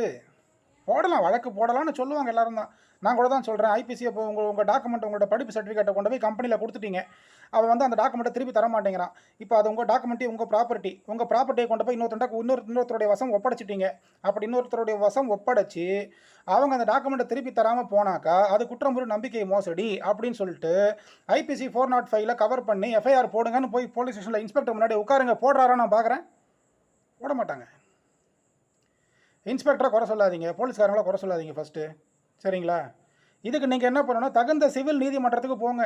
இல்லை உங்ககிட்ட ஆதாரம் இருக்கா, இந்த டேட்டில் இந்த டைமில் இன்னார வேலைக்கு வச்சேன், இவரோட பேர் இது, இவரோட அட்ரஸ் இது, இந்த இடத்துல குடியிருக்கிறாரு, இவரோட அப்பா பேர் இது, இவரோட வயசு இது, இவரோட டெசிக்னேஷன் இது, இவர் என்ன படிச்சிருக்கிறாரு, இவருக்கு இவ்வளோ சம்பளம்னு சொல்லிட்டு அவன் உங்களுக்கு அப்பாயின்மெண்ட் ஆர்டர்லாம் கொடுக்குறான் இல்லையா, இவருக்கு நாங்கள் வேலை கொடுக்குறோம், இதுக்கு பதிலாக வந்து அவரோட டாக்குமெண்ட்டை நாங்கள் அவரோட படிப்பு சர்டிஃபிகேட்டை நாங்கள் வாங்கி வச்சிருக்கிறோம் அப்படின்றது மெய் தான் அப்படின்னு சொல்லிட்டு அந்த கம்பெனி முதலாளி வந்து ஆத்தரைஸ் சிக்னேட்டரி 20 ரூபா ஸ்டாம்ப் பேப்பரில் உங்களுக்கு எழுதி கையெழுத்து போட்டு கொடுக்குறாரா? கொடுப்பாரா? அதை வாங்க முடியுமா உங்களால்? வாங்கிடுவீங்களா நீங்கள் அதை? ஆனால் உங்ககிட்ட மட்டும் சர்வீஸ் அக்ரிமெண்ட்ன்ற பேரில் 2 வருஷம் 3 வருஷம் அக்ரிமெண்ட் சைன் வாங்கிக்குவாங்க. உங்ககிட்ட கையெழுத்தும் வாங்குவாங்க, இங்கிலீஷ்லையும் கையெழுத்து வாங்குவாங்க, தமிழ்லையும் கையெழுத்து வாங்குவாங்க, கை நாட்டும் வாங்குவாங்க. நீங்கள் வாங்க முடியுமா உங்களால்? நீங்கள் ஆஃப்டர் ஆல் ஒரு எம்ப்ளாயி, அவங்க கம்பெனியோட ஓனர், சரிங்களா? இதெல்லாம் புரிஞ்சிக்காமல் கொள்ளாமல், இதெல்லாம் தெரிஞ்சிக்காமல் கொள்ளாமல் போயிட்டு பலியாடு மாதிரி போய் கம்பெனியில் போய் விழுந்துட்டு அதுக்கப்புறம் ஐயோ அப்பா அம்மான்னு கத்துனாக்கா அதில் வந்து ஒரு பையன் வந்து அந்த பையனுடைய அப்பா அம்மா வேறு வந்து அழறாங்க, சார் எப்படியாச்சும் பண்ணி கொடுங்க சார். அந்த பையன் வந்து இத்தனைக்கும் இதெல்லாம் என்ன சொல்கிறதுன்னு தெரியல. ஆழம் தெரியாமல் காலை விடாதீர்கள். நான் வந்து அந்த கம்பெனிக்கு எதிரானவனும் கிடையாது, நான் எப்போவுமே எம்ப்ளாயீஸுக்கு சப்போர்ட் பண்ணுறவன் தான். ஏன்னா நானும் கூலிக்காரன் தானே, யோசிச்சு பாருங்கள். நீங்கள் ஃபீஸ் கொடுத்தா தான் நான் ஃபீஸ்ன்றதே என்னுடைய கூலி. நீங்கள் ஃபீஸ் கொடுத்தா தான் நான் நோட்டீஸ் எழுத முடியும். நீங்கள் ஃபீஸ் கொடுக்காம நீங்கள் காசு கொடுக்காம நான் நோட்டீஸில் கை கூட வைக்க மாட்டேன். ஏன்னா வக்கீலுன்ற நாங்களாம் ஃபீஸில் தானங்க பிழைக்கிறோம். கரெக்டுங்களா? நீங்கள் சம்பளத்தில் பிழைக்கிறீங்க. நீங்கள் மாதமான சம்பளம் வாங்குவீங்க. உங்களுக்கு புரியுதுங்களா சொல்கிறது? அப்படி இருக்கும்போது உங்களுக்கு எப்படி இந்த சம்பளம் மெயினோ அதுபோல் எங்களுக்கு இந்த ஃபீஸ் மெயின். உங்களோட கதையெல்லாம் 1 மணி நேரம் உட்காந்து கேட்குறோமே, நீங்கள் ஃபீஸ் கொடுக்காம வேலை செய்வோம் நீங்கள் நினைக்கிறீங்களா? அப்படியே இன் குட் ஃபெய்த் நாங்கள் அப்படியே இன் குட் ஃபெய்த்து ஒரு நல்ல நோக்கத்தோடு நாங்கள் அந்த நோட்டீஸ் எழுதி கொடுத்தா கூட உங்களுக்கு அந்த டாக்குமெண்ட் உங்களுக்கு கையில் கிடச்ச உடனே ஃபீஸ் கொடுக்காம எப்படி எஸ்கேப் ஆகுறதுன்னு தான் மக்கள் யோசிக்கிறாங்க. அப்போ எந்த வக்கீல் வந்து உங்களுக்கு நான் உதவி செய்வாங்க சொல்லுங்கள்? யோசிச்சு பாருங்கள். காசு வாங்காமல். அதனால் வக்கீல்கிட்ட வரும்போது வக்கீல்கிட்ட வந்தீங்கனாலே உங்களுக்கு காசு செலவாகத்தான் செய்யும். காசு நாங்கள் உங்களுடைய சொத்தை எழுதி வாங்க போகிறது கிடையாது. ஒரு வக்கீல் நோட்டீஸ் அனுப்பணுமா 3000 ஃபீஸ்னால் 3000 ஃபீஸ். சார் அது 1000 ரூபாய்க்கு பண்ணி கொடுக்குறீங்களான்னு பேரம் பேசக்கூடாது. ஏன்னா நீங்கள் வந்து ஜிஆர் தங்கமாளியில் போய் நீங்கள் பேரம் பேசுகிறதே கிடையாது. இதெல்லாம் ஏன் சார் பேசுகிறீங்க தேவையில்லாமல்? பிரச்சனை இல்லைம்மா, மாட்டிட்டு வராங்க பார்த்தீங்களா? அவங்க எத்தனை பேர் வராங்க பாருங்கள் ஒரு நாளைக்கு ஆஃபீஸுக்கு. அவங்க எங்கேருந்து வராங்கன்னே தெரியல. எங்களுடைய செல் நம்பரும் எங்களோட விசிட்டிங் கார்டு எங்கேயோ அவங்க கையில் எப்படி போய் மாட்டுதுன்னு தெரியல. ஸ்ட்ரைட்டாக வராங்க, ஃபோன் பண்ணுறாங்க, வந்து உட்காந்து கதையாக சொல்ல வேண்டியது, எங்கள் டைமை சாப்பிட வேண்டியது. அப்புறம் நம்ம கேஸை போட்டு நம்பரிங் பண்ண உடனே அந்த கம்பெனிக்காரன் மீடியேஷனில் வந்து உட்காந்துட்டு அப்போ வந்து அந்த ஒரிஜினல் சர்டிஃபிகேட்டெல்லாம் வந்து அந்த பையனை கொடுக்குறது. அப்போ அந்த பையனுக்கு அப்போ தான் சந்தோஷம். அப்பா அந்த சர்டிஃபிகேட் அவன் கையில் வந்த உடனே அடுத்த செகண்ட் அவங்க செய்கிற காரியம் வக்கீலை மறக்க வேண்டியது. அந்த சர்டிஃபிகேட்டை வாங்கி கொடுக்க காரணமாக இருந்த வக்கீலை மறந்தாச்சு. அவ்வளோதான், முடிஞ்சு போச்சு. என்ன சார் பெருசாக செஞ்சுட்டீங்க நீங்கள்? என்ன செஞ்சீங்க நீங்கள்? ஃபீஸ் கேட்குறீங்க? அங்கே தான் வரும் வக்கீலுக்கு கோவம். நம்ம இவ்வளோ பண்ணியிருக்கோம், இவனோட வாழ்க்கையை காப்பாற்றி கொடுத்துருக்கோம். சார் நீங்கள் பண்ணலாம் கூட பெரிய விஷயம் இல்லை சார். நாங்கள் மெட்ராஸ் யூனிவர்சிட்டிலையும் ஆந்திரா யூனிவர்சிட்டிலையும் அண்ணா யூனிவர்சிட்டிலையும் நாங்கள் டூப்ளிகேட் சர்டிஃபிகேட் போட்டு வாங்கிடுவோம். அது ஒன்றும் பெரிய விஷயம் கிடையாது. எங்களாலேயும் முடியும் அப்படிங்கிறத காமிக்கிறதுக்கு தான் சார் நாங்கள் கேஸே போட்டோன்னுவான். சார் எங்கள் அப்பா வந்து பெரிய ஆள், எங்கள் தாத்தா பெரிய ஆள், எங்கள் சொந்தக்காரங்க எல்லோரும் பெரிய ஆள் சார். இருந்தாலும் அந்த கம்பெனிக்காரனுக்கு ஒரு கெத்து காமிக்கணுன்றதுக்காகத்தான் நான் கேஸே போட்டதுன்னுவான். அவங்கெல்லாம் பெரிய ஆள்னா அப்போ ஏன்ப்பா என்கிட்ட வந்த? இந்த ஒரு கேள்விக்கு பதில் கிடையாது சார். சரி சார், ஆனது ஆச்சு, போனது போச்சு, முடிஞ்சு போச்சு, தேங்க்யூ சார், நான் போய்ட்டு வரேன் சார்னு சொல்லிட்டு போவான். போய்ட்டு முதல் வேலையை என்ன பண்ணுவான் அப்படின்னா, கூகுள் ரிவ்யூவில் போய் அந்த கம்பெனியை பற்றி தப்பு தப்பாக போட வேண்டியது. ஏன்னா ஐயா டாக்குமெண்ட் வாங்கிட்டார் இல்லையா, அவரோட ஒரிஜினல் படிப்பு சர்டிஃபிகேட்டை வாங்கிட்டார். வாங்கின உடனே ஐயாவுக்கு சந்தோஷம் வந்துருச்சு. என்ன பண்ண வேண்டியது, முதல்ல போய் அந்த கம்பெனியை பற்றி தப்பு தப்பாக கூகுள் ரிவ்யூஸில் போட வேண்டியது. உடனே அந்த கம்பெனிக்காரங்க மறுபடியும் நம்மகிட்டே வருவாங்க. ஐயா வக்கீல் ஐயா, அந்த பையன் வந்து பார்த்தீங்களா, அவன் நல்ல ஆடு கிடையாது, கள்ள ஆடு, அது குள்ள நெறி, எங்ககிட்ட வாழை ஆட்டினதுக்கு நாங்கள் அவனை வச்சு செஞ்சோம் 1 வருஷம். அதுக்கப்புறம் பாருங்கள் இப்போ மாதிரி கூகுள் ரிவ்யூஸில் எங்களை பற்றி தப்பாக போட்டிருக்கான். இப்போ என்ன பண்ணோம்? சரிங்க சார், அப்போ அந்த பையன் மேலே ஒரு லீகல் நோட்டீஸ் ஒன்று அனுப்பிச்சி விடுங்க, கிரிமினல் டிஃபமேஷன் போட்டு விடுங்க. ஐபிசி 499 வந்து ஐபிசி 499 வந்து டிஃபமேஷன் பற்றி சொல்லுது. ஸ்லாண்டரு, லிபல், இன்யூவெண்டோ அப்படின்னு 3 இருக்குது. அவனை போட்டு பண்ணுங்கள் சார், அவனை மேலே ஒரு நோட்டீஸை போடுங்க சார், நான் உங்களுக்கு ஃபீஸ் தரேன் அப்படின்வாங்க. சரிங்களா? இப்போ என்ன ஆச்சு, அந்த சர்டிஃபிகேட்டை வாங்கிட்டு கம்முன்னு போகாமல் கூகுள் ரிவ்யூஸில் போய்ட்டு அந்த கம்பெனியை பற்றி தப்பு தப்பாக போட வேண்டியது. நீங்கள் போடுறது ரிட்டர்னு ரைட்டிங்கில் போட்டிங்க, அந்த கம்பெனியை பற்றி போட்டிங்க. உடனே அவங்க என்ன பண்ணுவாங்க, கிரிமினல் டிஃபமேஷன் நோட்டீஸ் உங்களுக்கு அனுப்புவாங்க. உங்களுக்கு நீங்கள் மறுபடியும் பயந்து எங்ககிட்டே வருவீங்க. வக்கீல் சார் என்ன சார் பண்ணுறதுன்னுவீங்க. நான் என்ன பண்ணட்டும் அவங்கள சொல்லுங்கள், என்ன பண்ணலாம்? அதனால் ஒரு கேஸ் 9 கேஸ் கொடுக்கும் சார். ஆடம் தெரியாமல் காலை விடாதீங்க. சட்டம் தெரிஞ்சுக்கங்க தயவு செஞ்சு. ஒரு கம்பெனிலேருந்து நீங்கள் பிரச்சனைக்குரிய அவன் கம்பெனி உங்களுக்கு ரிலீவிங் லெட்டர் தரமாட்டான், அதுக்காக ரிலீவிங் லெட்டர் நான் திருடிட்டு போய் வச்சுக்கூடாது. கம்பெனி செய்கிறது என்னது, உன்னுடைய ரிலீவிங் லெட்டர் உங்களுக்கு நான் தரமாட்டேன் அப்படின்வான். கரெக்டாக எப்படி பார்த்தாலும் கம்பெனிக்காரங்க உங்களுக்கு செக் வைப்பாங்க. சரிங்களா? அப்போது குடும்பம் வரைக்கும் கம்பெனிக்கிட்ட சண்டை போட்டுக்காதீங்க. நைச்சியமாக பழகி வெளியேறிடுங்க. கரெக்டுங்களா? வந்து அவன் ரிலீவிங் லெட்டர் கொடுக்கலையா, அந்த கம்பெனியோட லெட்டர் ஹெட்டெல்லாம் திருடி கொண்டு வந்து வச்சுக்கிறது, டூப்ளிகேட்டாக ரெடி பண்ணுறது, டாக்குமெண்ட் ரெடி பண்ணுறது. மறுபடியும் அதே கம்பெனி எங்ககிட்ட தான் வருது. ஐயா இது போல் டாக்குமெண்ட் எல்லாம் ஃபேக்காக ப்ரிப்பேர் பண்ணிட்டான், அவன் எங்கள் கம்பெனியில் ஒழுங்காகவே வேலை பார்க்கல, இந்த மாதிரி வந்து இப்போ பிரச்சனை பண்ணான். அப்புறம் கிரிமினல் டிஃபமேஷன் நோட்டீஸ் நீங்கள் அமிச்சிங்க. இப்போ வந்து அவன் என்ன பண்ணுறான், அவனே வந்து கம்பெனியோட லெட்டர் ஹெட்டை எல்லாம் டாக்குமெண்ட் எல்லாம் திருடிட்டு போய் ஃபேக் டாக்குமெண்ட் ரெடி பண்ணி வேறு கம்பெனியில் வேலைக்கு சேர்ந்துட்டான். அவன் மேலே நோட்டீஸ் அனுப்புக்கான்னு மறுபடியும் கம்பெனிக்காரங்க வந்து நிற்பாங்க. இதான் நடந்துக்கிட்டு இருக்கு டெய்லி. நான் என்ன பொய்யா சொல்லிகிட்டு இருக்கேன், உண்மையை தான் சொல்லிகிட்டு இருக்கேன். என்ன நடக்குதோ அதானே சொல்ல முடியும். இப்படி வந்து அப்போ கம்பெனிக்காரன் வந்து என்ன பண்ணுவான்னா, தன்னுடைய வேலையெல்லாம் விட்டுட்டு உங்கள் மேலே ஆக்ஷன் எடுக்கிறதுக்கு அவன் 10,000 வக்கீலுக்கு செலவு பண்ணுவான். அவங்ககிட்ட காசு இருக்குது, உங்ககிட்ட இருக்கா? யோசிச்சு பாருங்கள். இதில் எவ்வளோ பிரச்சனைகள் இருக்குது. அதெல்லாம் தெரியாமல் கொள்ளாமல் படிப்பு சர்டிஃபிகேட்டை கொண்டு போய் எங்கேயா கம்பெனியில் கொடுத்துட்டு இதெல்லாம் செய்யாதீங்க. நான் அவ்வளோதான் சொல்ல முடியும். ஏதாவது தேவைன்னா வக்கீலுக்கு ஃபோன் பண்ணுங்கள், வக்கீல்கிட்ட பேசுங்க. தேவைன்னா என்னன்னு கேளுங்க. ஐயா என்ன பண்ணோன்னு கேளுங்க, வக்கீலுங்க சொல்லுவாங்க. கரெக்டுங்களா? இவ்வளோதான் நான் சொல்ல முடியும். நான் கூடுமானவர் நான் இதெல்லாம் திட்டமும் இல்ல, உங்கள கோவப்படுத்தல. ஓகேங்களா? எனக்கு வந்து என்னன்னா, இந்த மக்கள் இப்படி வீணா போறாங்களே! சட்டம் தெரிஞ்சுக்காம கொள்ளாம வெறும் நீங்க கம்ப்யூட்டர் படிச்சீங்கன்னா, கம்ப்யூட்டர் அறிவு தான் உங்ககிட்ட இருக்கும். ஒருத்தர் விவசாயம் பார்க்குறாருன்னா, விவசாய நாலேட்ஜ் தான் அவர்கிட்ட இருக்கும். ஒருத்தர் தச்சு வேலை பார்க்குறாருன்னா, தச்சு வேலைக்கு உண்டான நாலேட்ஜ் தான் இருக்கும். நீங்க கம்ப்யூட்டர் படிக்கிறீங்களா? பிஇ, பிடெக்கா, எம்இ, எம்டெக்கா, ஆரக்கிள், .NET நீங்க என்ன அந்த கம்ப்யூட்டர் அந்த ப்ரோகிராமிங் நாலேட்ஜ் தான் உங்ககிட்ட இருக்கு. சட்ட நாலேட்ஜ் இல்லையே! சட்ட நாலேஜ் இல்லாமல் தப்பு பண்ணிவிட்டு கடைசியில் வக்கீல்கிட்ட வந்து நிற்கிறீங்க. எங்களுக்கும் பார்க்குறது பரிதாபமாக இருக்குது. கரெக்டுங்களா? இந்த பையனோட வாழ்க்கை கெட்டு போகுதேன்னெலாம் பார்க்குறோம் நாங்கள். ஆனால் என்ன பண்ண முடியும்? கம்பெனிக்காரன் எங்களுக்கு காசு தரான். கம்பெனிக்காரன் டக்குன்னு டேபிள் எடுத்து 3000 வைப்பான். வக்கீல் நோட்டீஸுக்கு எடுத்துட்டு சார் எடுத்துக்கோங்க சார், 3000 எடுத்துக்கோங்க, நோட்டீஸ் அனுப்புங்கன்னுவான். உங்ககிட்ட நாங்கள் 3000 வாங்குறதுக்கு 30 நாள் நாங்கள் தொங்கணும். கடைசியில் எப்படி உங்களுக்கு சப்போர்ட் பண்ணுறது? ஸோ பார்த்துக்கோங்க. ஃபைனல் அட்வைஸ் வந்து இதுதான். உங்களுடைய படிப்பு சர்டிஃபிகேட்டை நீங்கள் இன்னொருத்தர்கிட்ட கொடுக்கக்கூடாது. அப்படி அவங்க அதை வாங்கினாங்க அப்படின்னா, அவங்க ஐபிசி 405 பிரகாரம் அவங்க தப்பு செய்கிறவங்க ஆகிறாங்க. அவங்க தப்பு செய்கிறவங்க ஆகலை. இப்போ கூட சொல்கிறேன், உங்களுடைய படிப்பு சர்டிஃபிகேட்டை நீங்கள் வந்து இன்னொருத்தவங்களுக்கு கொடுக்காதீங்க. நீங்கள் இன்னொருத்தவங்களுக்கு கொடுத்து அதை அவங்க வாங்கி வைக்கிறாங்க அப்படின்னா அது தப்பு கிடையாதுங்க. ஆனால் அவங்க வாங்கி வச்சுட்டு உங்களுக்கு திருப்பி தரமாட்டேன்னு சொல்கிறாங்க பாருங்கள், அதுதான் குற்றமுறு நம்பிக்கை மோசடி. அதுதான் ஐபிசி கவரபிள் அஃபென்ஸ். அதுதான் ஐபிசி 405. அதுக்கு தண்டனை வந்து 3 வருஷம் ஜெயிலுன்னு சொல்லிட்டு ஐபிசி 406 சொல்லுதுங்க. நீங்கள் அவ்வளோ தூரம் ஐபிசிலாம் போட்டு போலீஸ் ஸ்டேஷனுக்கும் கோர்ட்டுக்கு அலைய போகிறீங்களா சொல்லுங்கள். அதெல்லாம் தேவையெல்லாம் பண்ணாதீங்க. எந்த ஒரு சார் எனக்கு படிப்பு சர்டிஃபிகேட்டை கொடுத்து வேலை, அந்த வேலை எனக்கு வேணாம். ஒரு அக்ரிமெண்ட்டை சைன் பண்ணுற வேலை எனக்கு வேண்டாம். எனக்கு அம்மா உணவகத்தில் சாப்பாடு ரெடியாக இருக்குது சார். நான் அப்படியே நான் ஏழையாகவே இருந்துட்டு போகிறேன் கடைசி வரைக்கும். என்ன நீங்கள் பணக்காரன் ஆக்காதீங்க. எனக்கு உங்ககிட்ட வேலையும் தேவையில்லை, நான் உங்ககிட்ட உழைக்க வேண்டிய அவசியமும் இல்லை. நான் இப்படியே இருந்துட்டு போகிறேன். அப்படி என்னை விட்டுடுங்கன்னு சொல்லிட்டு ஒவ்வொரு இந்த 20 வயசு பசங்க இளைஞர்கள் இப்படி இருக்க ஆரம்பிச்சிட்டிங்கன்னா உங்ககிட்ட படிப்பு சர்டிஃபிகேட்டே கேட்க மாட்டாங்க யாருமே. நம்ம தான் அல்பத்துக்கு ஆசைப்பட்டு போய் மாட்டிக்கிறோம் கடைசியில். இந்த மாதிரி தப்புகளை செய்யாதீங்க. தேவைன்னா வக்கீலை கன்சல்ட் பண்ணுங்கள். சரிங்களா? ஓகே, தேங்க்யூ, பாய்.